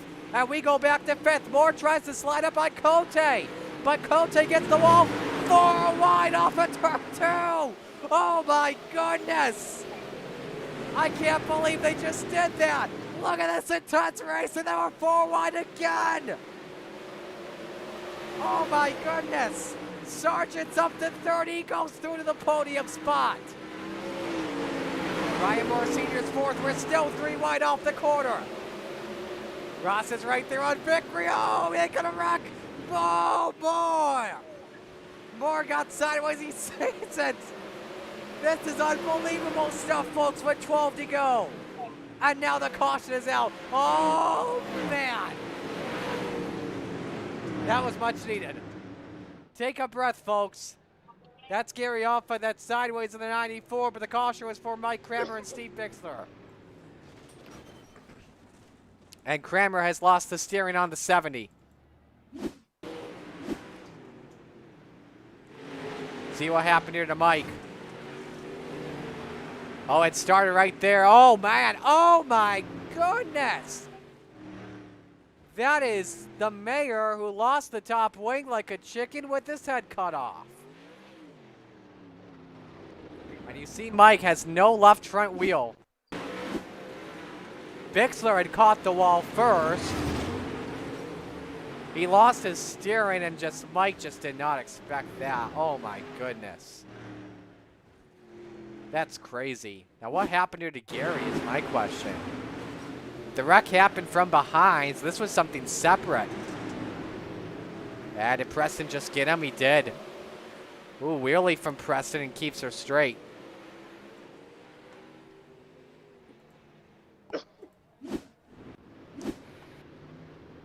Well, that was something, Dean. Sounds like there's a lot of good effort. Well, they're going 4 wide for the lead up there? Or Not second? for the lead. It was for third spot. Nice. So. I tell you what, this track is very racy. It's tricky. I'm trying to hang on the best I can, but everyone is side by side throughout. Well, even in the back here, it's great racing. Yeah. Makes me want to get ready for the Renegades. Same here. Not that this race is going to stink.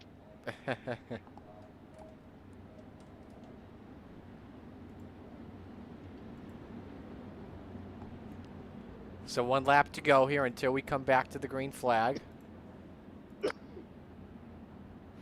Dina, you sure you're okay, my dude? I'm okay. Don't have any water next to me, so we'll be all right. I got you. Okay. If anything, will make for good TV. So Still a beautiful sunset off 3 and 4, by the way, Marty. Yeah.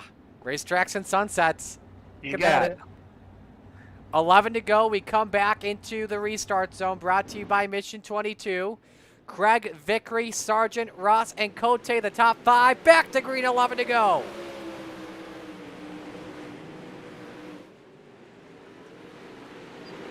Nice restart for the Bassman. Vickery still holding on to second. Kyle Sargent third. Battle for fourth. It's Cote and Ross. Oh, look out there. We have one sideways, I think. That was McLaren who keeps it going. We go to second. Now Kyle Sargent's on the attack. Oh, we got one sideways. They save it, though. I think that was Birthday in the 95. It was, who was up 15 spots to 7th. Looks for 6th, but McLaren slams the door in his face. 9 laps to go here, and the battle for second is on between Sargent and Vickery. Sargent takes second, and he's all over Roger Craig for the race lead.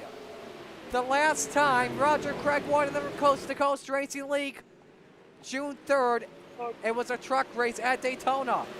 On the dirt, you got to go while back. Under 10 laps away from an incredible, historic win for the Bassman. One driver's in the pits. Good battle for fourth on between Dittmer and Cote with 7 laps to go. Let's go back up front, though. Actually, let's go back. Slider from Birthday. Does that work? It doesn't. And they're side by side behind with Cote and McLaren. And for the race lead, contact between Sargent and Craig. Craig trying to slam the door with 6 laps to go. Sargent's got her on the outside. You've got a new leader. Sargent takes her to the point. Roger may need to put the slider on. They got lap traffic. Sargent leads with 5 to go. The glass slipper nearly fit for the Bassman. Mike Grammer trying to let the leaders go by. And look at Michael Birthday up 19 spots. 4 laps to go. It's a battle for second. Birthday takes it. Let's see what Vickery can do, but he rides the wall. But now, caution is out. Gary Offit has spun it. And Michael Birthday may have a chance to win it. Oh, that would be a huge win.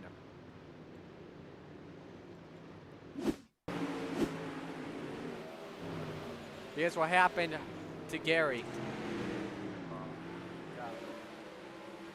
Oh, Bixler had lost control and Offit just went around, and I think immediately he took it right to the pits, and he did.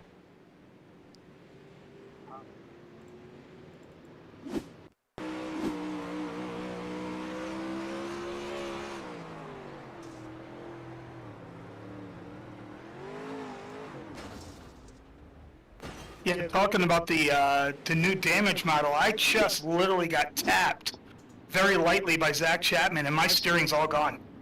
Wow. I'm just running last year, just hanging on. It's so weird. I mean, I barely got tapped. Don't forget, coming up next is our Renegades feature here at Williams Grove Speedway.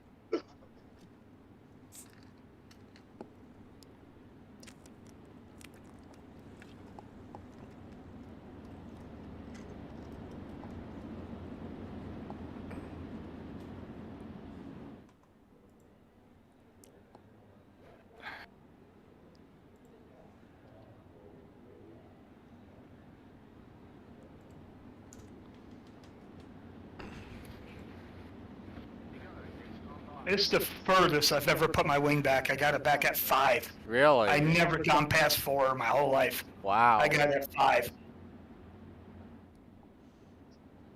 So we will have a 2-lap shootout to decide it all. Kyle Sargent is currently your race leader, looking for win number 2 on the year. Won at Eldora on July 4th. 6th in points coming on in, but right behind him, Michael Birthday, who's looking for his 3rd and looking to go up 21 spots. He started in 22nd position, back to green with 3 laps left. Nice restart for Kyle. Birthday got the wall though. But he keeps it going. Craig trying to hold on to 3rd position. He's got Vickery right behind him. They've stacked up for 5th. Brandon Dittmer, Chad Cote, Dan McLaren. 2 laps to go here at the Grove for the Rebels. Back to 3rd. And we go to the race lead. Birthday's all over Sargent. Sargent sideways. Birthday's got to run. Michael Birthday looking to take the race lead. Caution down. Cars all over the place coming out too. Kurt Jetzer, Jeff Sharp, Kramer. Preston Cranmer, Gary Taylor.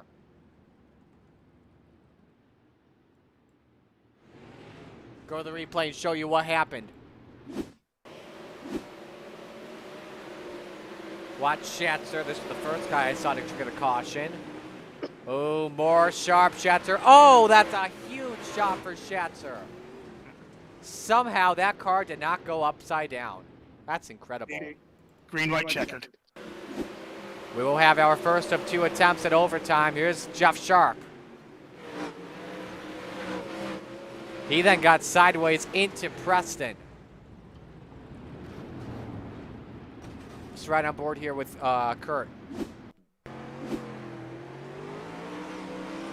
Big run on Jeff Sharp. They were 3 wide at the line. Just did not expect that. And heavy right side damage to Kurt. Let's go to Jeff Sharp. That was incredible racing. He just touched wheels, and that's what it takes. And here's Preston, who was behind all of this.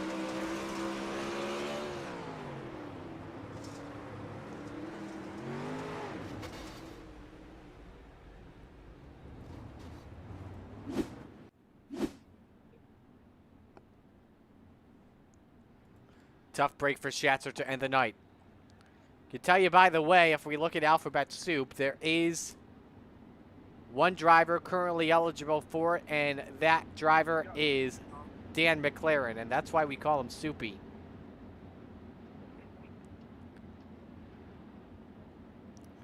First attempt at a green-white checkered as we come to the Mission 22 restart. Next time by.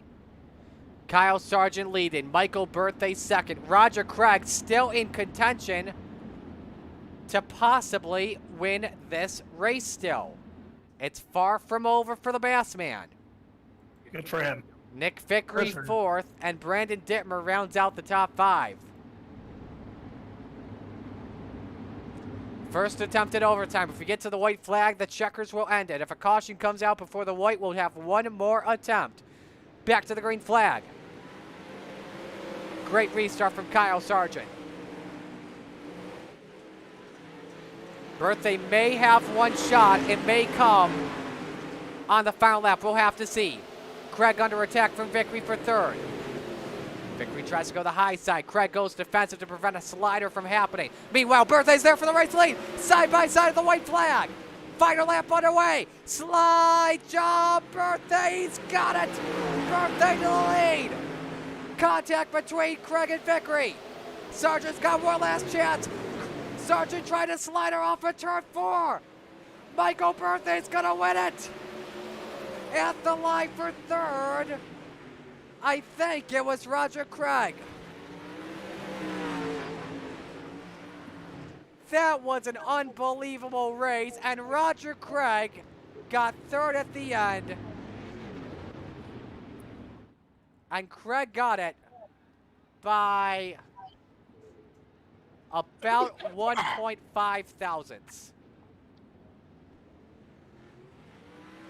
Let's say 1.5 hundredths.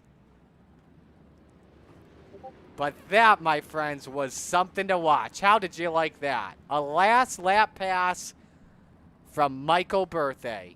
Impressive.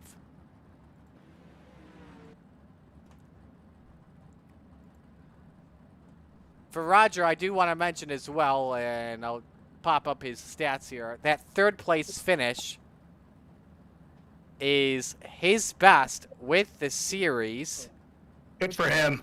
Since August 8th, you got to go to Charlotte when he finished in 4th. So another top 5 run for Roger. That's awesome. We'll be able to talk with him momentarily. And let's do it right now. Roger, you got yourself a dog bone. How about that, man? Good job. Yeah, how about it for the salty dogs? That's one for the old boys tonight. Yeah, talk about leading the most laps. Oh, so close, and then Sargent got you on the outside. Well, I got to tell you what the secret is here is I have not been in my rig in 2 weeks. I've been fighting COVID, and I raced this afternoon for the first time. Got a podium there too, and but I was done. I couldn't race the retreads. I was wiped out. So I guess I just need to sit out of the rig for a couple of weeks. I don't know. Yeah, just reset the mind, reset the energy. That definitely did help for sure, man. But that's got to be awesome, man. We're really happy for you. Who do you want to give shout-outs to? Well, I got to give a shout out to all my salty dog buddies, man. They're just a great bunch of guys. We're out here to wreak havoc. You know, they let us out of the home on Monday nights, and we get our walkers and our scooters, and we're out here to just cause chaos. Absolutely, man. All right, we'll let you go. Congratulations, dude. Enjoy it. Yeah, we'll see you in the Renegades. We're going to go up there and stir the pot Oh, a little bit, the bass man's going for it. Nice. Hey, so I got to ask you, I'm just looking at results. Was Cote 4th? I thought it was Vickery that was on my butt there. Yeah, Cote got 4th, I think. Oh, anyways. That's on. Yeah, Chad Cote. Cote, I don't know if you realize when he was in the very first like recruiting race for the Ashwekan Outlaws and was technically our first champion because he won that series when we had the recruiting series. So Chad has been around a long time, so it's great to beat Chad. I haven't beat Chad in a long time. That's awesome. Wonder. That's awesome. So, all right, man, great job. Okay, thank you. Roger Craig finishing 3rd. Let's go to Kyle Sargent. Kyle, that's got to be a tough pill to swallow, man. Just talk about those final 2 laps. Well, when I saw Michael out there the first time, obviously he was getting a really good run out of 3 and 4. I tried it once. I just couldn't carry the momentum like he could. He had it nailed up there. Going down the backstretch with a white flag, him on the outside. I knew it was going to come down to him having to make a mistake, which clearly he didn't. But yeah, hats off to him. He said he was tired. He had a workout coming from the back. It was a good run, man. Great attempt. Who do you want to give shout-outs to? Black Bullet Racing, Mimi's Makings in Motion, Admin Box, DeBoy Welding, Derek G LLC, HP TV. I thought them guys' help and everything. They make it a lot more tough. So appreciate everything they do. All right, man. Great job. Thanks, man. Appreciate it. Kyle Sargent finishing in 2nd position. Let's go to Cool Ray Victory Lane and talk with your race winner and hard charger of the race from 22nd to the win. Unbelievable stuff for Michael. Birthday tonight. How about it, man? That was awesome. Hey guys, how you doing? Yeah, I'm sweating. I'm shaking still a little bit. I'm about to go get the bigger fan from upstairs, I think. I think we have to as well. Walk us through those final 2 laps, bud. Oh man, the whole race, just a horrible start to the night, just racing, deal. Then the B-main, I hit the wall, broke my front end, took Jack out. It was a horrible night. I was like, I should just hang it up now, and I knew for the points and stuff, I was just going to have to get up there, and I just kind of put it up there and went for it, and I was able to hold on. I hit the wall a bunch. I hit Donovan once real bad. I don't know if he slid up into me or if that was my fault. If it was my fault, I apologize to Donovan. But yeah, it was a lot of fun. I hope it was for you guys too. I can't wait to watch the broadcast. Oh, it absolutely was, man. I wish we could talk more, but we got to get ready for Renegades here. Yeah, I know. Who do you want to give shout-outs to? A new team, TWR Racing, with Patrick and Tyler. So pretty excited about that. And yeah, we'll see you. Go on, guys. We'll see you next week. All right, Michael. Yeah, congratulations, man. I beat him in the B-main. Oh yeah, that is true. You did. What did I do? I beat you in the B-main. I waved to you as you went by me in the feature. Oh yeah. Yeah, you kicked my butt there. He waved to him. Finished. All right, guys. Good job, man. Good Yeah, job. Thank you. great Thank job. you so much. Who was that one outlaw, like maybe 15 years ago, that waved for making the pass for the lead? I forgot who that was. I remember the one dude at the Chili Bowl gave Sammy Swindell the bird. Oh yeah, I remember that too. You remember that? Yeah. Yeah. So Yeah. Birthday takes the win by a half second on Kyle Sargent. Roger Craig third, Chad Cote fourth, Nick Vickery fifth. Wow, the Rebels put on an unbelievable show tonight. 21st, Kurt Schatzer. 22nd, Gary Offutt. 23rd, Brian Dickens. That was the field for tonight. So we got the Renegades coming up next on the Coast to Coast Racing Network. Stay tuned.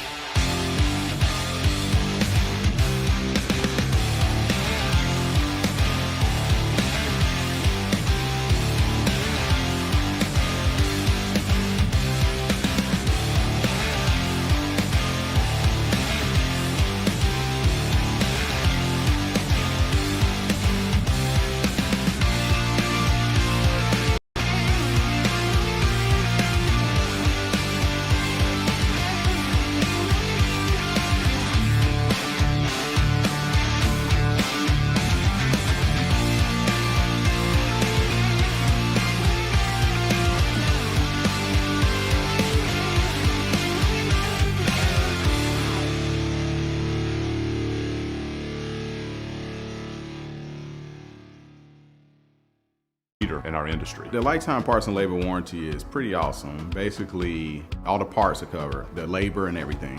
When we say lifetime, we mean lifetime, and it's supported with money-back guarantees. And with that, you're getting all qualified technicians that are going to ensure that this job is done perfectly and operates perfectly throughout the life of the unit. Learn more about our Coolray lifetime parts and labor warranty at Coolray.com. Coolray and Carrier. Turn to the experts.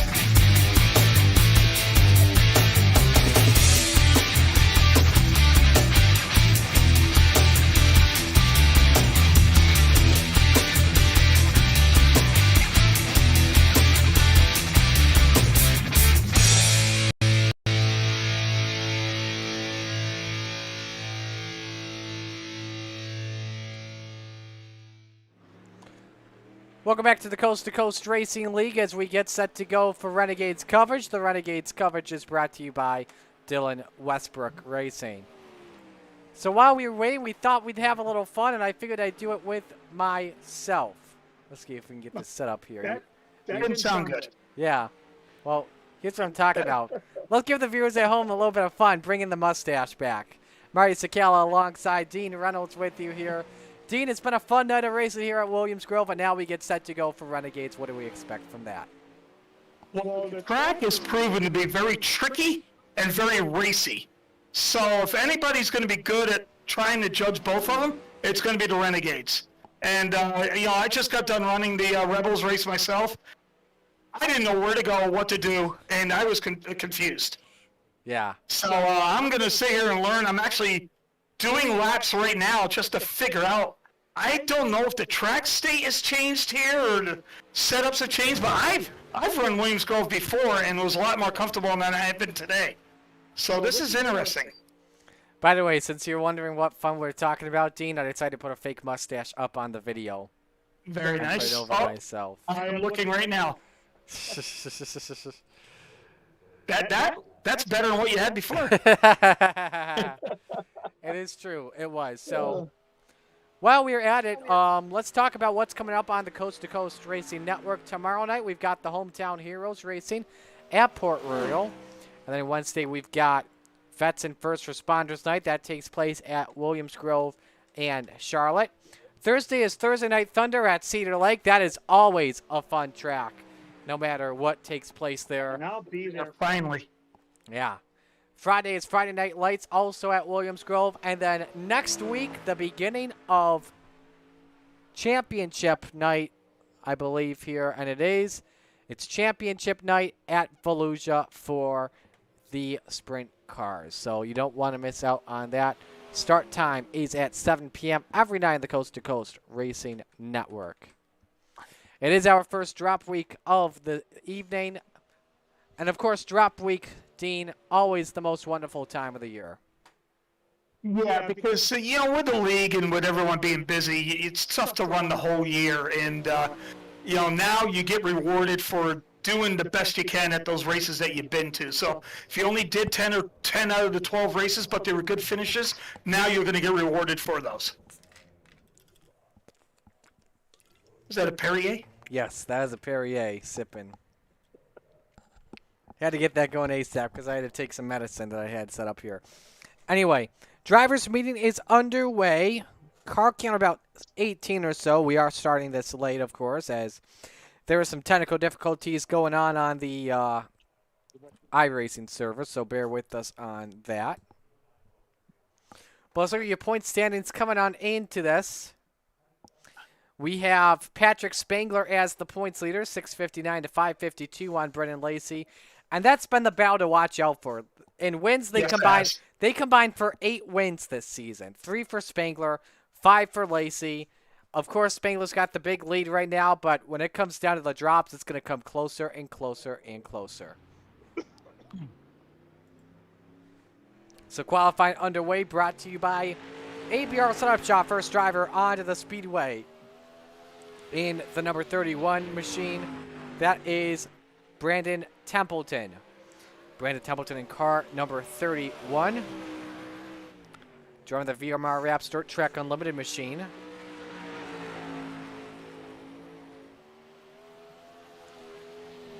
Templeton coming on into the standings. His 5th start of the season. 1 top 5 and 2 top 10s. Lap number 1 as Templeton sets the bar, goes 17.609, but Patrick Spangler decides to go to the top of the charts. 17.167. He's brought back the old 39 scheme. Off of turn number 4, Stephen Goldner.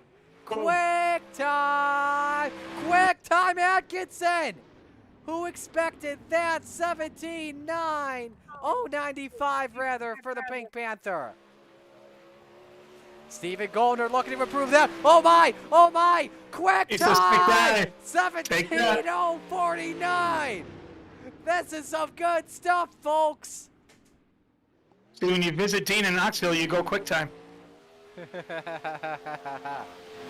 Absolutely. Blake Chapman goes up to third quick. 17:106. Here's Parker's second lap. Off by 400s. Let's go to Blake Chapman on lap number 2. He's coming off the corner with slower in sector 1. He's got to be perfect in sector 2, but he's not. 17:73.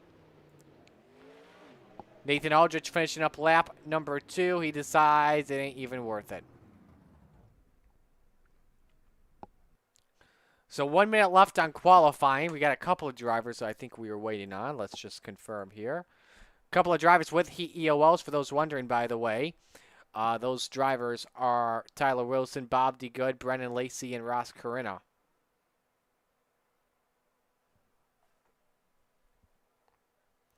See if anyone decides to qualify or if they want to take a challenge. I don't see Ross in.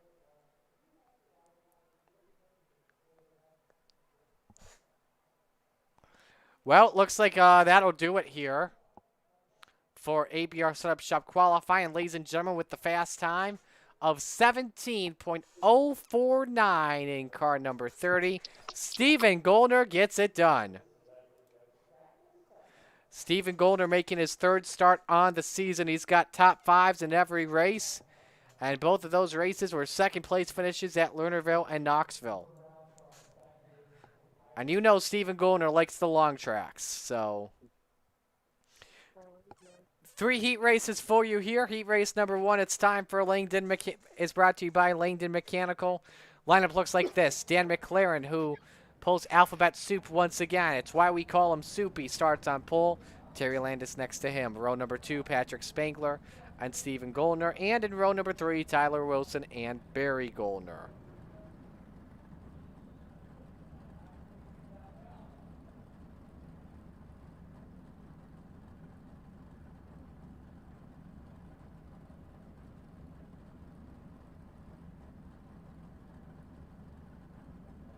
Well, unless somebody else grids, I'm going to go on a limb and say, here's your 4 qualifiers.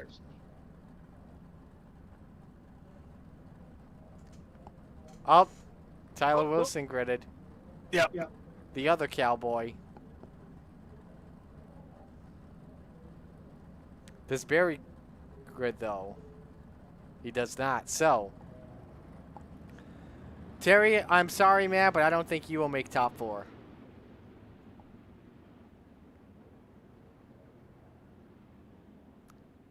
I think he'll be having fun in the B-main, but luckily he's in the future. He's in the future, though.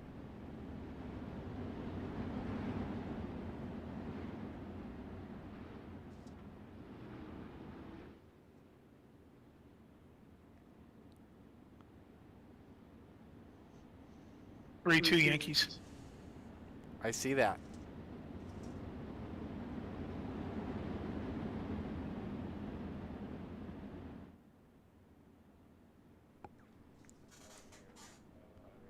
So we will go green next time by. Let us know who you're rooting for in chat. We'll be sure to give you a shout out on the air. Dittmer, by the way, said after last time out, broken front end from the first incident. I'm happy I held on for 6th. Cote says, well done, Roger. And Goldner posted in chat, quick time. I tell you, I know the feeling with Dittmer with a broken front end, because after I got that little contact, man, I'll tell you, it is hard to steer. Yeah. You can do it, but it is hard.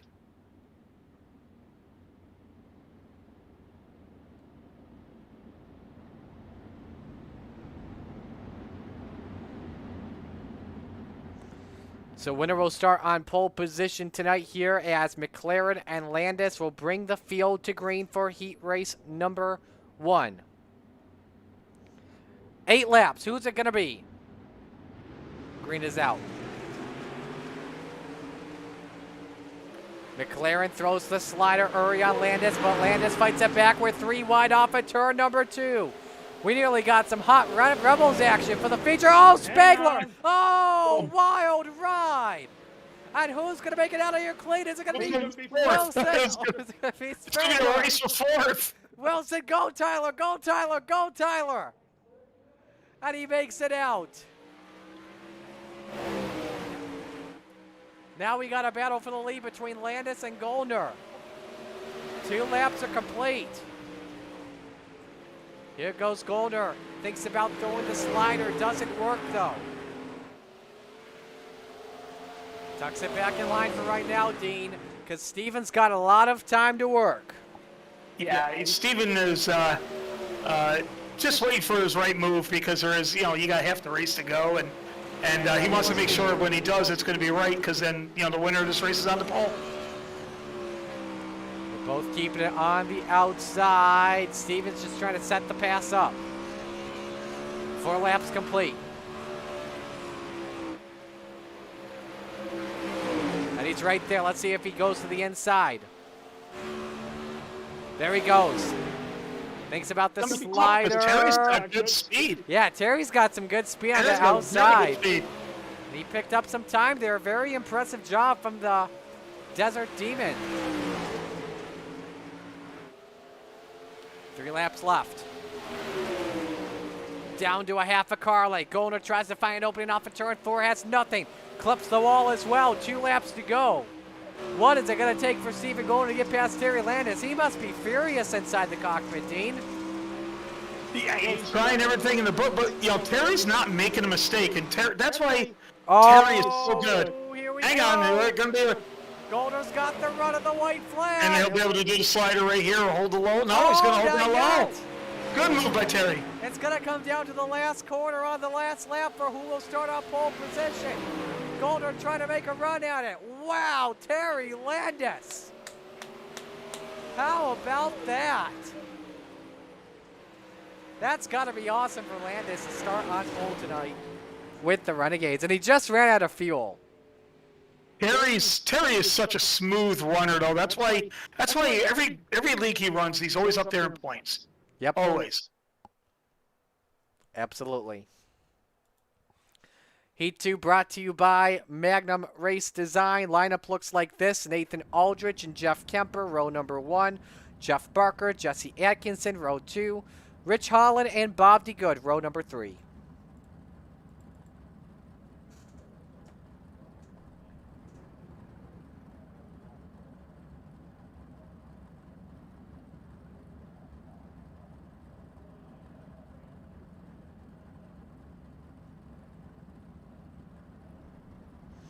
Gonna go 1 to go right here, right off the bat. Smart move by Race Control there.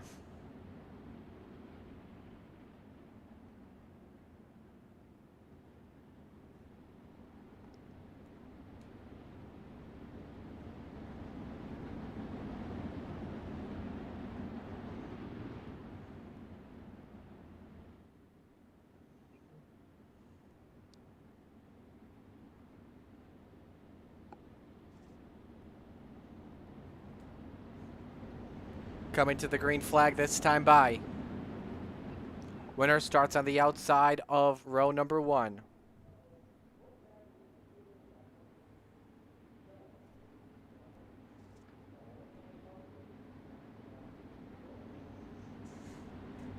Here we go. Kemper gets the jump on Aldrich. Entering 1 and 2, it should be Kemper out with the race lead, but watch out for the Pink Panther. Jesse Atkinson on the charge, up 2 positions already.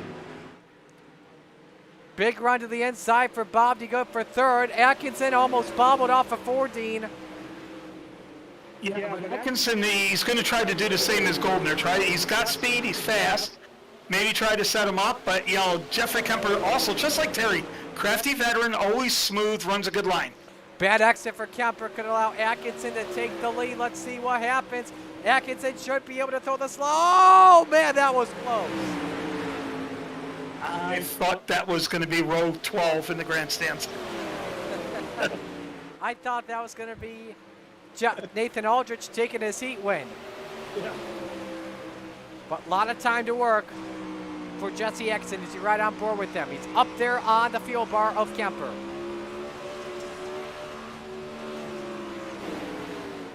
Nearly put the bump and run on him. Small diamond off of 4. He's right there. Watch the slider come right here. No, it doesn't. Look at Aldrich looking for a second. No, him staying in this so fight. much speed up top. There's so you know, it is nighttime, so now the cushion's staying a little bit longer than it did earlier. So much speed up top, you cannot run the bottom at all. 3 left. Atkinson tries once again. Nothing there. Kemper trying once more. 2 left. Big slam door on Jesse Atkinson.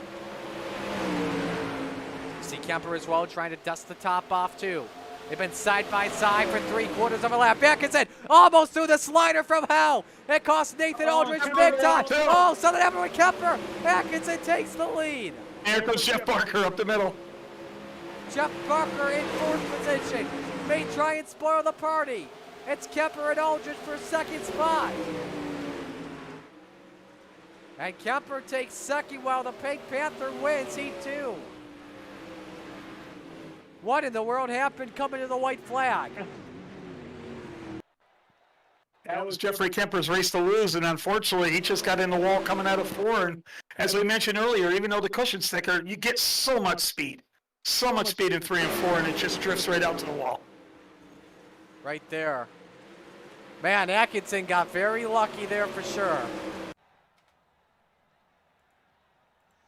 So now we move on to heat race number 3.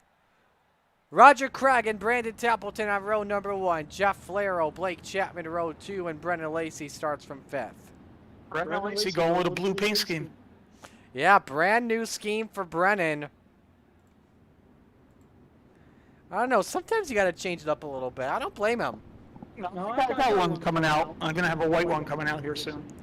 Nice, nice. Can't go fast, I might as well look good.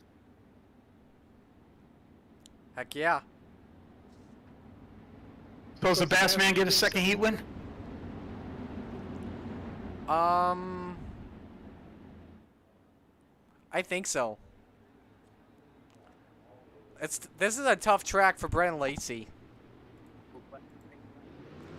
Green is out.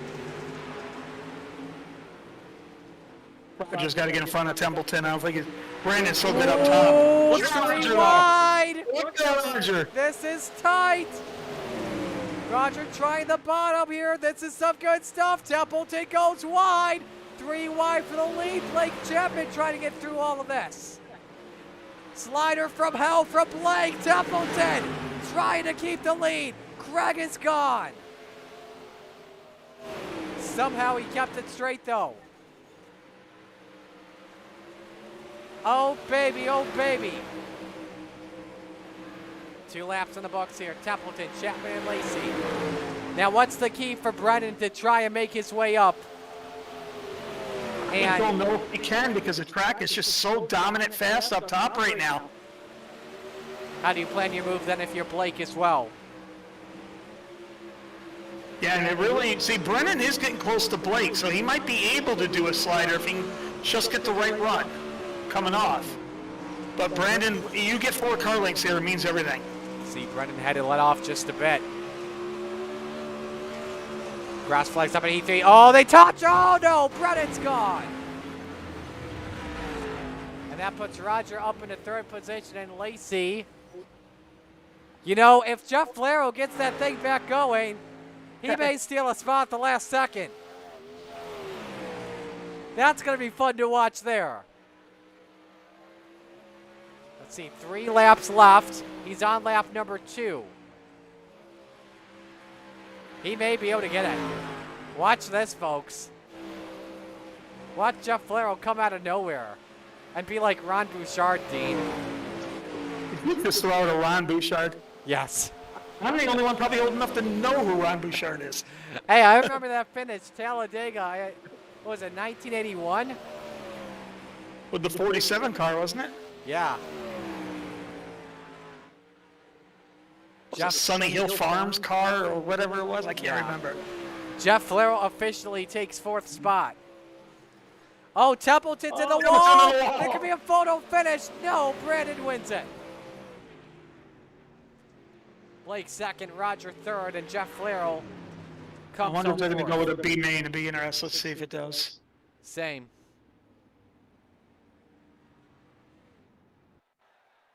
Yep. So a little bit of practice for everybody. Alrighty, so we'll go into the extra practice for the B-main. By the way, that last heat race, for those wondering, was brought to you by 2-1 Designs. Your B-main brought to you by Gambler Motorsports. Patrick Spangler and Bob DeGood in row number 1. Brennan Lacey, Barry Golden in row 2. Rich Holland in row number 3. Who had this on their bingo card tonight? Your top 2 in points battling for the championship, starting in the B-main. A 5-car B-main and your top 2 in points are in it. It was almost top 3 tonight.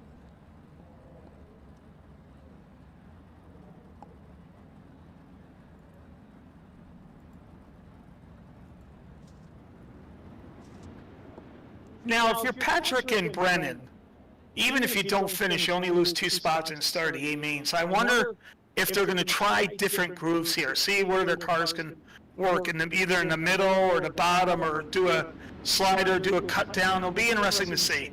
Because really for them, you know they're going to be able to run the top. They're good enough, they know they can do that. So I'm going to see what they do here so I can even learn. See what kind of different lanes they run. I don't think it's going to be going for different lines as well, but I think they're also going to go for a dog bone.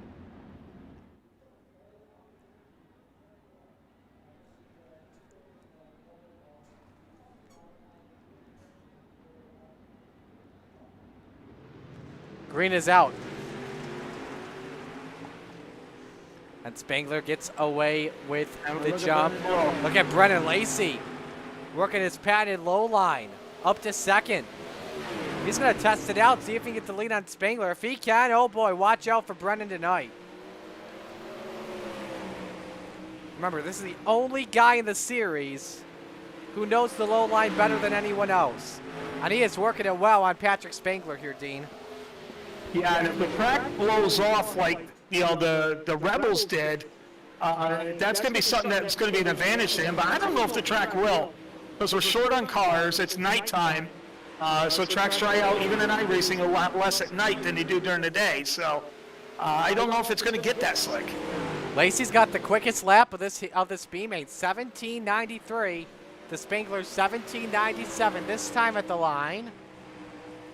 Same lap for Lacey, but this time Spangler's better, 17:91. And Lacey now backs out of it. And now Lacey decides, I'm going to test different lines out. I think he may test the high side out here. He is. Yeah. I am surprised Patrick hasn't tried low yet. Same here. I thought he would. I thought he would. Because even if he loses the 1 spot to Lacey, what's that mean in a 30-lap feature? It doesn't mean much. Yeah. I wonder if Gary's probably watching. Is telling Patrick, go low, go low, go low. Just test it out.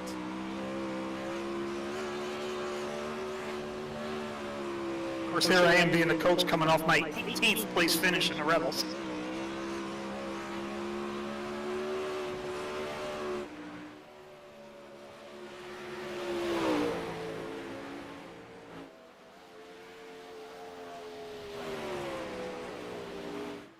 Track's still got a lot of speed though, because Patrick's he's still doing 17.4s.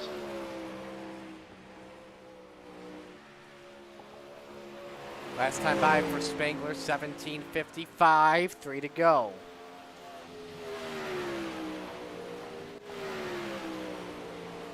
No battles on the racetrack. Closest is between Barry Goldner and Bob DeGood for third. They're 1.6 away from each other. Oh, Gary is watching, by the way. He says, full sense Spangler didn't try his heat race line, thankfully. Steve Bixler says, let's go Salty Dog. And then Bixler says, I was just getting to like that Yankee stash, and now it's gone. I'm done. Going to turn to Gilligan's Island. Well, Bixler, I had a stash earlier today in the broadcast. Did you not see it? My handlebars. Yeah. Checkers are out as Spangler takes the win by 2.3 seconds on Lacey. Spangler got something in common. Yeah. Time for our final warm-up watch of the evening. That's brought to you by Flatline Racing Bodies. Your feature comes up in just a moment.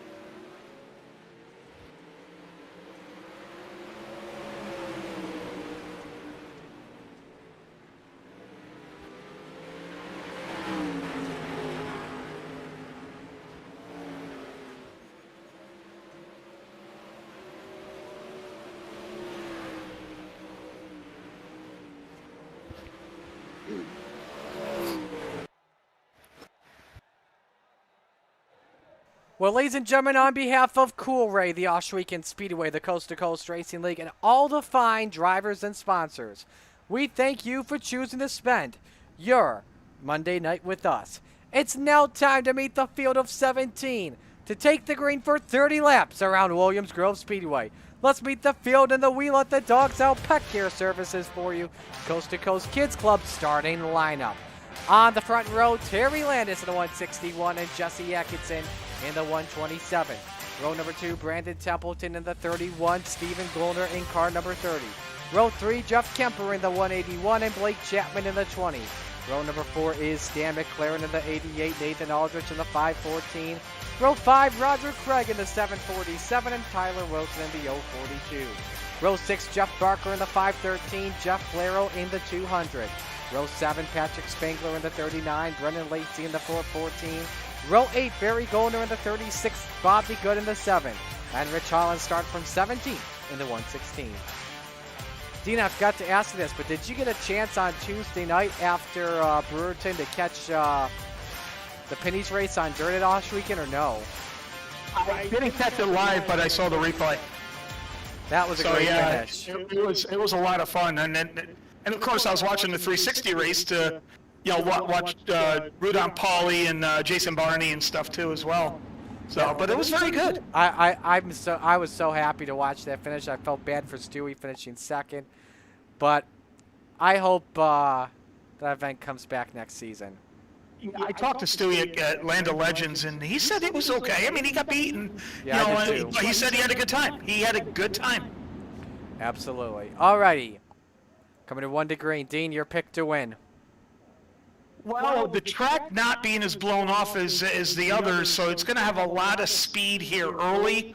You know, Atkinson has speed, but so does Goldner. So I'm going to pick Steven Goldner. You go Steven. I'm thinking here. Thinking. Give me Jesse Atkinson for his first ever Renegades victory. He can do that if the top stays there. I think Jesse and then Brandon Templeton loves the top as well. Absolutely. 16 drivers on the track ready to take the green. Who's it going to be? How's it going to be done? We are about to find out as the field rockets their way into turn number 3. Race fans, where else would you rather be than right here, right now? From coast to coast as the Steve King Foundation pace truck is in pit road. You've got a great front row of the Hall of Famer, Terry Landis. Next to the Pink Panther, Jesse Atkinson. It is showtime at Williams Grove Speedway. Oh, Templeton, hang on to her. Around they go with Craig. Caution is out already. And for all 3 races tonight, we have a caution on lap 1. Yeah, it's tough, especially when you get a race that's 30 laps. You would think, you know, cooler heads would prevail, go through 1 and 2, and just start racing down the backstretch. So the Dylan Westbrook Racing start does not work out well. Here's what happened. And the lane wasn't there for Brandon Templeton. That was Kemper also involved, Jeff Barker. Templeton stuck up there on his side. Not the way to begin the night. Let's ride on board with Brandon.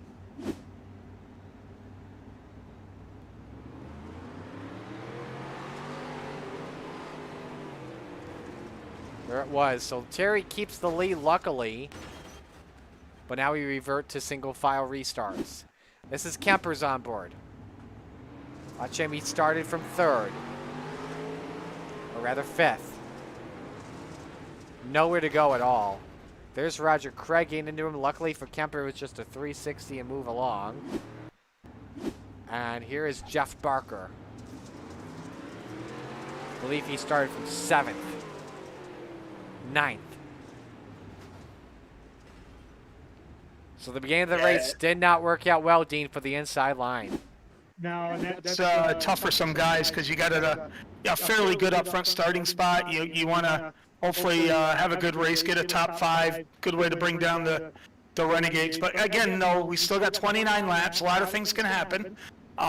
You know, hopefully the track does slicken out, so the guys from the back will have some chances to move up. And you know, but if it stays fast, fast is not necessarily the best for passing. So be interesting to see how the track develops.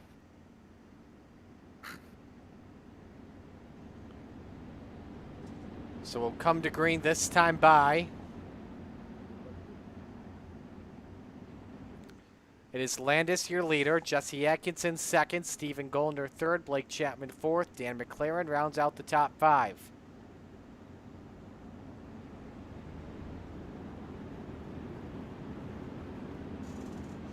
Landis will fire here. He'll put 1 lap up on the boards. Starting lineup the same, except for the drivers that spun out. They'll go to the rear.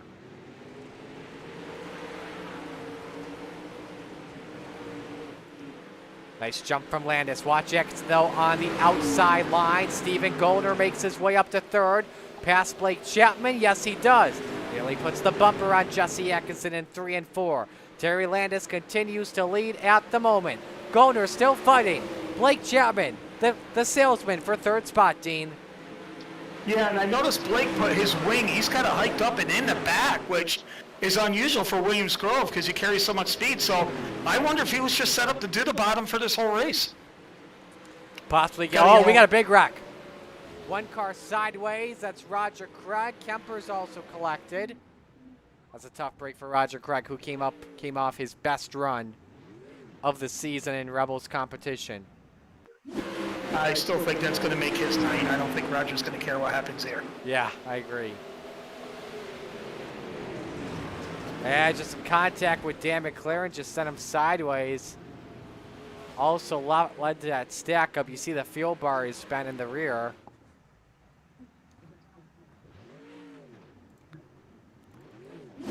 You know, I've been thinking about this, Steen, but we have not had a lot of wild moments tonight to be nominated. It's been quiet tonight when it comes to that.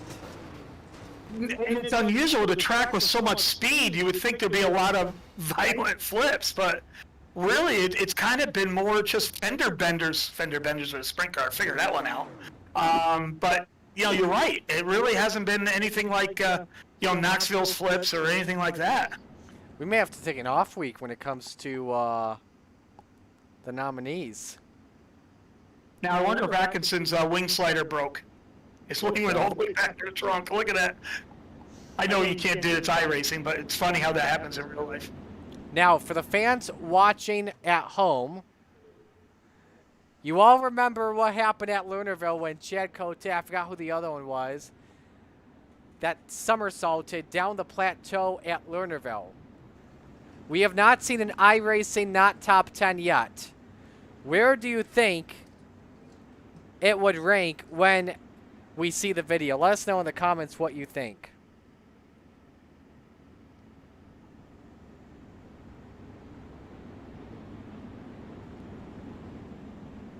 Three laps go up on the board when we come back to green. Reset the field here for you in our Mission 22 restart.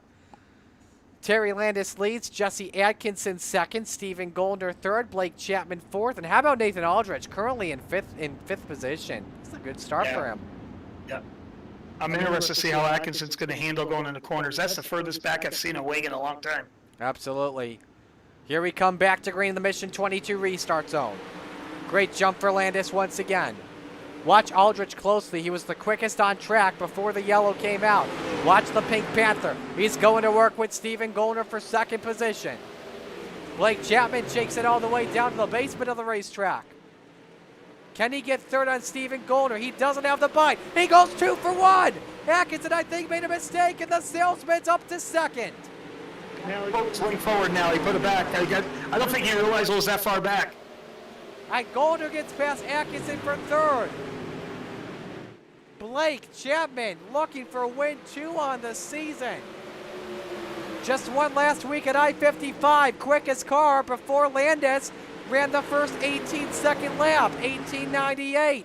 Jeff Barker also ran 18-second lap, 18:95. How about this? This is some good stuff, ladies and gents.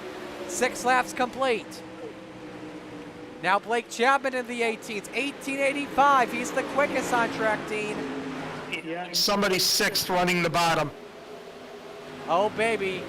Low line lazy, but Tyler Wilson tries to shut the door on him. He's moved up to the middle side of the track, nearly 3 wide off the corner. Lacey battling with Spangler for 7th. Huge implications on the line right here in drop week. Tyler Wilson now the quickest, 18:81 in 6th. And we got a battle for the lead. Oh boy! Chapman tried the inside, that didn't work out. 8 laps complete, Dean. This is great stuff. There's literally 3 grooves out there. You can run the bottom, run the middle, or run the top, and everyone's using something different. This is some unbelievable racing we've seen tonight. It's not like Fallujah last season, but it's right up there in one of the best races you'll ever see in the night. Here comes Stephen Goldner looking to ride the cushion. Also up there is Jesse Exton 4th. We got a crash, Barry Goldner. Up and over he goes, caution. And he has taken it to the pits. We'll use a quick repair. Is that the yellow you think that Terry Landis wanted or no, Dean? No, I don't think so. I think even though he's in a groove, that's one thing about Williams Grove. You actually want to stay green because it takes 2 or 3 laps to get in a groove here because the corners are so tight and the straightaways have so much speed. This plays into the hands of the guys behind him because now they know where he's going to go. He feels comfortable in the middle, so they're going to try somewhere else, and this is what Lacey needed to. Brendan Lacey now, he's saying thank you. He's up to 5th running the bottom. This track is going to do nothing but slick off even more. You know, bad analogy, but he's salivating. Biggest mover of this race so far. Currently up 9 spots.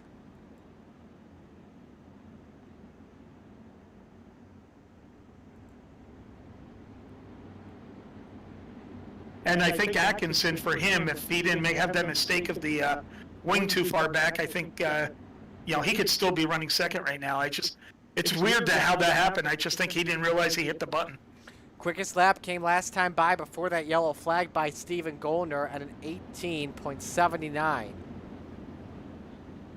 Lights will go off the Steve King Foundation pace truck next time by.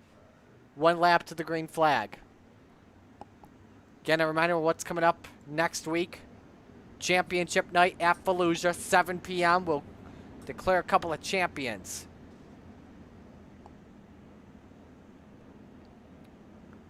Also, later this week, we got the Hometown Heroes at Port Royal, Vets and First Responders Night at Williams Grove and Charlotte, Thursday Night Thunder at Cedar Lake, Friday Night Lights back at the Grove.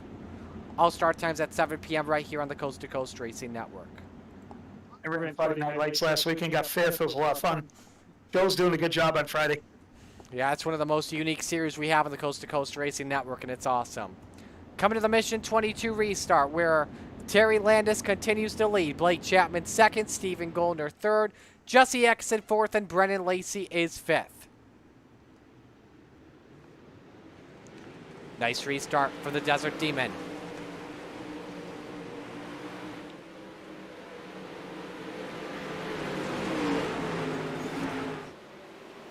Blake Chapman still 2nd. You see Atkinson trying to go to work on Brennan Lacey and for the race lead. Blake Chapman tries to look inside, but Goldner's got to run for the runner-up spot. Is it going to work, though? Terry makes that middle look really good. He's got a good lane in there. He's up to the right rear wheel of Terry Landis for the race lead. 4 cars all under a blanket. Steven Goldner to the cushion. He's got the lead. 2-for-1 discount at the grocery store. A touch at Kmart Shoppers. He's got it. Chapman all the way back to 3rd position. But Atkinson wants the run up on the top shelf where Mama hides the cookies. How about Landis, though, still trying to fight back? It's a 2-car length advantage, Dean. Yeah, Terry is just so good and smooth. And with Williams Grove being as slick it is, I'm not surprised. He's just got that smooth style. Spangler is now joined into the party as well, by the way.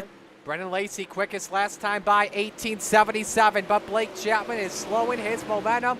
Here comes the high side banger. Patrick Spangler trying to take a page out of Steven Goldner's playbook. He's up to 5th. He's looking for 4th. Can he get there on Chapman? Not just yet. Man, Steven Goldner is missing a party for 2nd position. Atkinson and Landis having some fun. How about the Pink Panther looking for P2? Landis got a little bit of a bumper. Oh, hang on. Oh, boy. Lacey caught the wall. There was just no room to pass Blake Chapman there. Oh. Blake just threw an elbow at Terry. And now, Lacey's got to deal with Tyler Wilson for 6th position on the track. But Lacey trying to fight back for 15. Yeah, and as I mentioned earlier, with not a lot of cars and being nighttime, that top is still, as the professor would say, viable. And as you can see, look at Spangler now. He's going to try to size up Atkinson as well. Big hello to John Hine watching in the chat tonight. Some news there. Meanwhile, it's Steven Goldner who leads. 17 laps complete. Opens up the gap to 1 second on Jesse Atkinson. But look at the high side banger go. Up to P2 on the cushion for Patrick Spangler. That's a bold move, but they got to deal with Barry Goldner. That's tight. And Spangler's got 2nd. Wow, that was close, Dean. Yeah, it's just like Isaac when he made his move to get the lead. You got to do it though. When you got that run outside turn 2, you just hope the guy knows you're there. The guy has a spotter or 3 screens or VR, and you just got to trust him. Look at that lap time history though. In the last 5 laps, Patrick Spangler is the quickest car. Laps 17 and 18, Goldner was off the pace by 0.2 of a second. The gap is down to 1 second. And Goldner's up on the wall. Steven caught the wall. That cuts the gap down to 3/4 of a second now for Steven. This could get interesting with 10 laps to go. You know the high side banger, Patrick Spangler.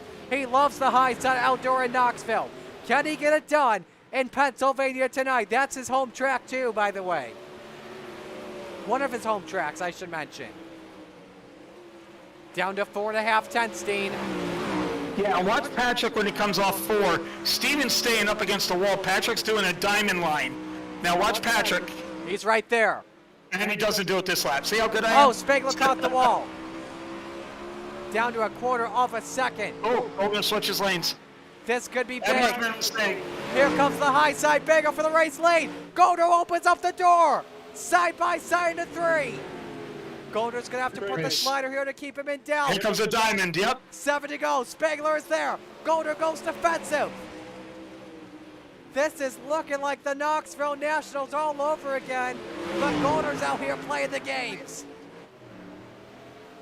Now what do you do here if you're Patrick Spangler? Do you keep running the cushion? You see the diamond once again there, Dean. Yeah, and I think he's just got to keep on putting the pressure on Steven and hope Steven makes a mistake. Golder was 2 tenths better last time by. Spangler knows he's got a lot of time to work. 6 laps to go. Gonna be 5 this time. Look at the gap he closed in. Much better entries. Golder got loose. Spangler's got the door open. But nothing there. 5 laps left. It was Spangler by a 10th of a second in terms of lap time. They keep rocking it on the top shelf. No cushion at all. Spangler's right there. He caught the wall though. 4 laps to go at Williams Grove, Dean. Yeah, you just got to sit back and just... Marty, I know there's 15 other cars out there, but we got to leave the cameras right here. Oh yeah, you bet we are. This is for the race win. Spangler looking to extend that points lead and get win number 4 on the season. Golder looking for win number 1 after 2 seconds earlier in the year. 3 laps to go here for Steven Golder and Patrick Spangler. Who's going to get it done in PA tonight, Dean? Right now, you know, I think Steven is actually slowed down to get faster. And that might help Steven. Spangler, no, caution's out, caution's out. Blake Chapman's involved. That just changed everything, and that may have been the caution that Steven needed. That's Steven, because yes, every restart gets you a lap or 2 on distance. So Steven's not going to be, you know, unhappy to have this. Here's what happened to the salesman, battling Brendan Lacey. I think this was a spot inside the top 5, too. And Lacey got into him. He just threw the elbow after it happened earlier, and that's a tough break for Blake. Here's the onboard.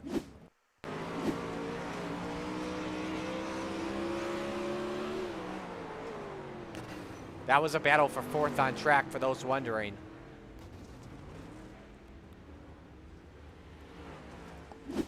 Now, I gotta ask you, Dean, do you think we see anything similar to what we saw at Watkins Glen all weekend?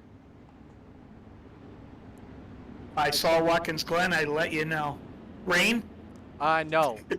In 2 of the 3 races, the top 2 took each other out in the final laps. No, I don't think you see that here, because these are 2 of the best, but they're also 2 of the cleanest. And, you know, I think, you know, this is a great chess game, because oh, it is. When you go into turn 1 on a restart, you don't have the speed you do when you get the momentum up. So does Goldner stay low and then drift up high coming out of 2? I noticed Spangler's moved his wing back just a notch right here. So it's going to be interesting to see what they do. I wonder if Spangler's going to try to do the bottom as well. You see the angle's completely different. You're looking in car. Yeah, Goldner's kept this flat. You're looking in car with the top 2. It's going to come down to a 2-lap shootout. And who's it going to be? Steven Goldner or Patrick Spangler? If they get together, could it be Jesse Atkinson or maybe Brennan Lacey? We are moments away from finding out. The crowd up on their feet here at Williams Grove Speedway. It's coming down to the wire. It is crunch time here in Pennsylvania. Goldner fires in the Mission 22 restart zone back to green. Got 3 car lengths on Patrick Spangler. They both run the high side. Atkinson trying to find a way to get back into this fight. White flags coming up in the air. 1 lap to go. Brendan Lacey's up to third, right in the inside line. Spangler caught the wall, but he's right there. 2 car lengths separate the top 2. Now what happens? Does anyone ride the low side? Spangler's right there. Spangler's right there. Is there going to be a last lap pass? Spangler goes inside. Sends it in. Slide job, Spangler. Photo finish to the line. Goner wins. Goner wins. Wow. What a finish at Williams Grove. The fans on their feet. The fireworks going up. Stephen Goldner win one of the season.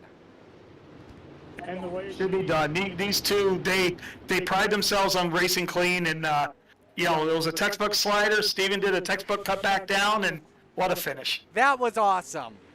That was awesome. Photo finish at the end by 0.07 of a second.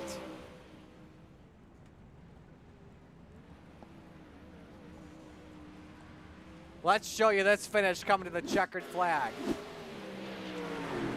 Spangler put the slider on. That's what he had to do. He had to do that. And then Goldner came down. What a finish. That was awesome, folks. Let's ride on board with Spangler come to the checkered flag. He thinks he has it. Goldner's got the room. No dooring each other. That's what it's all about. A good finish to the end.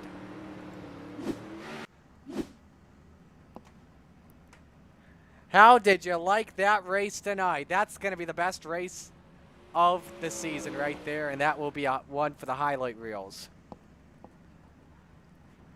Let's bring your top 3 on in here. Let's begin with the Pink Panther and Jesse Atkinson. Jesse, walk us through your race tonight. I don't really have much words to say. We had a really, really nice setup tonight. I really like Williams Grove. I like the way it drives. I can drive pretty decent on there, and we definitely had a winnable setup. Could have won it. I think it was just, you know, more driver dependent. But yeah, I mean, third place. I don't even know what my highest finish is like. I haven't even gotten a top 5 so far this season. So this is something new to me. It's been a while too, so had to just calm my nerves. That caution, it was just like, I was like, oh boy, here we go, and just rode the top finish, kept my cool, and here we are. Yeah, it's got to feel good, man. Who do you want to give shout-outs to tonight? Gotta thank myself for not putting the thing into the wall. Gotta thank 4Cloak Media, Ager Esports, JR Racing, thank my parents for watching, and that's about it. Great job tonight, man. Appreciate it. Jesse Atkinson with a 3rd place finish here tonight. Let's go to Patrick Spangler, our 2nd place finisher. Patrick, that was a dogfight with Steven, man. Walk us through that final lap. Yeah, so, like, before that, like, he was getting sideways 3 and 4 and I didn't get off, so I was trying to find a different lane to get around him. I never tried the bottom till the last lap. I was like, oh, I got to send it here. And I was just so slick on the exits. I knew he'd probably give me a cut down. But put myself in a bad position when I tried sliding Terry in the heat race lap 1. That was a dumb move on my part. So sorry for that. But got through 2X. Sucks. Got the 2X. But hopefully you can just get a good finish next week and take home championship. It was a great run, man. Up 11 spots. You are the hard charger. You got a good battle coming up with Brendan Lacey for the championship, that's for sure. Just what's the mindset like next week? Just try to stay 0X. I mean, that's the biggest point swinger in this league here. Just feature points and the 0X. That's a 7-point swing there. So just keep it clean and hopefully get a solid top 5. Who do you want to give shout-outs to? Shout out to you and Dean for putting on the broadcast. Roger for running the league. Training Wheels Racing with Birthday and Tyler Wilson. And Dad and Uncle back on watching. All right, we'll let you go. Congratulations, man. A great run. Thanks. Thanks. Good 2nd place finish tonight for Patrick Spangler. And now we go to Cool Ray Victory Lane to talk with your race winner. His first of the season with the Renegades, Stephen Goldner. Wow, I'm gonna tell you once again, same thing I told Patrick. That was a dogfight, man. How does that feel? Feels good to finally get a win. The car really wasn't there all night, or I guess that last half of the race once the fuel started to burn off. I got really tight, but you know what? It's always good racing with Patrick. He races me super clean. He's got a lot of respect for me and everyone in the league, and couldn't ask for a better guy to race with, that's for sure. Talk about that final lap, man, and I definitely understand your perspective here. There was no choice but to throw that slide job. Both of you guys were running the outside perfectly. Yeah, you got to predict it to a certain point. You know, it's the last lap, last turn. I was so tight on entry that by the time the car would free up, I'm already pointed down the track. So for me, I was already going to come down regardless. I didn't really know he was there until he slid up in front of me. I'm like, oh, this is perfect. I'll just get my tires in the moisture on exit, and I'll, you know, hopefully drive back around him. Steven, on the back straightaway, you know, last lap, did you think about going low in 3 to block the slider, or are you just so comfortable up top you're just going to live and die up there? I wasn't really comfortable anywhere, to be honest with you. But I don't know. There was so much, you know, moisture on entry kind of up top that I was like willing to just give it a shot and see what would happen, right? Yeah, it worked. It worked. And the highlight of your week last week was meeting me, of course. Oh, yeah, of course. There you go, Marty. See? It didn't work well for Blake Chapman, but, you know, it worked for Steven. I see. Well, next week, are you going to come to Volusia next week? No, I'll be off. I'll be at work. So, All you know, right. last race of the season for me, and I'm lucky to pick up a win. It's been a lot of second places besides that. So, who do you want to give shout-outs to on the run tonight? I got to thank all the Vanderbilt guys, Ross over at Velocity Race Designs, ABR Slap Shop, Plugman Brothers, Follow.com. You guys for the broadcast and all the sponsors with the league, and Roger and everyone who's involved with the league. All right, we'll let you go. Congratulations. Good job, man. Thank you. Stephen Goldner celebrating tonight in Cool Ray Victory Lane.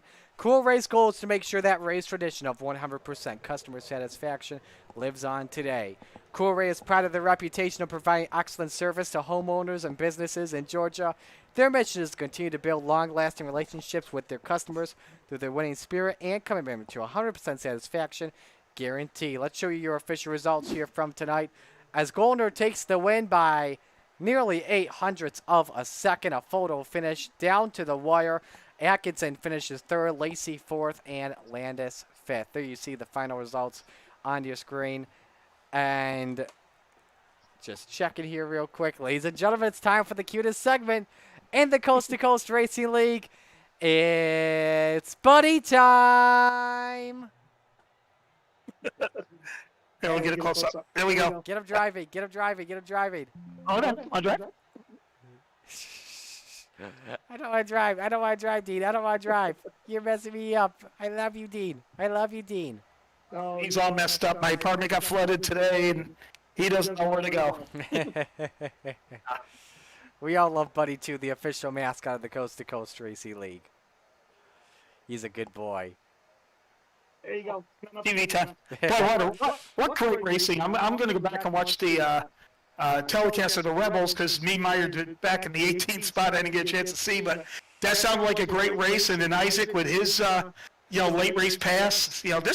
Williams Grove really put on some good racing. I know a lot of people don't like it on the sim, because you always get a lot of people that don't respect going into turn one on that start or any restarts.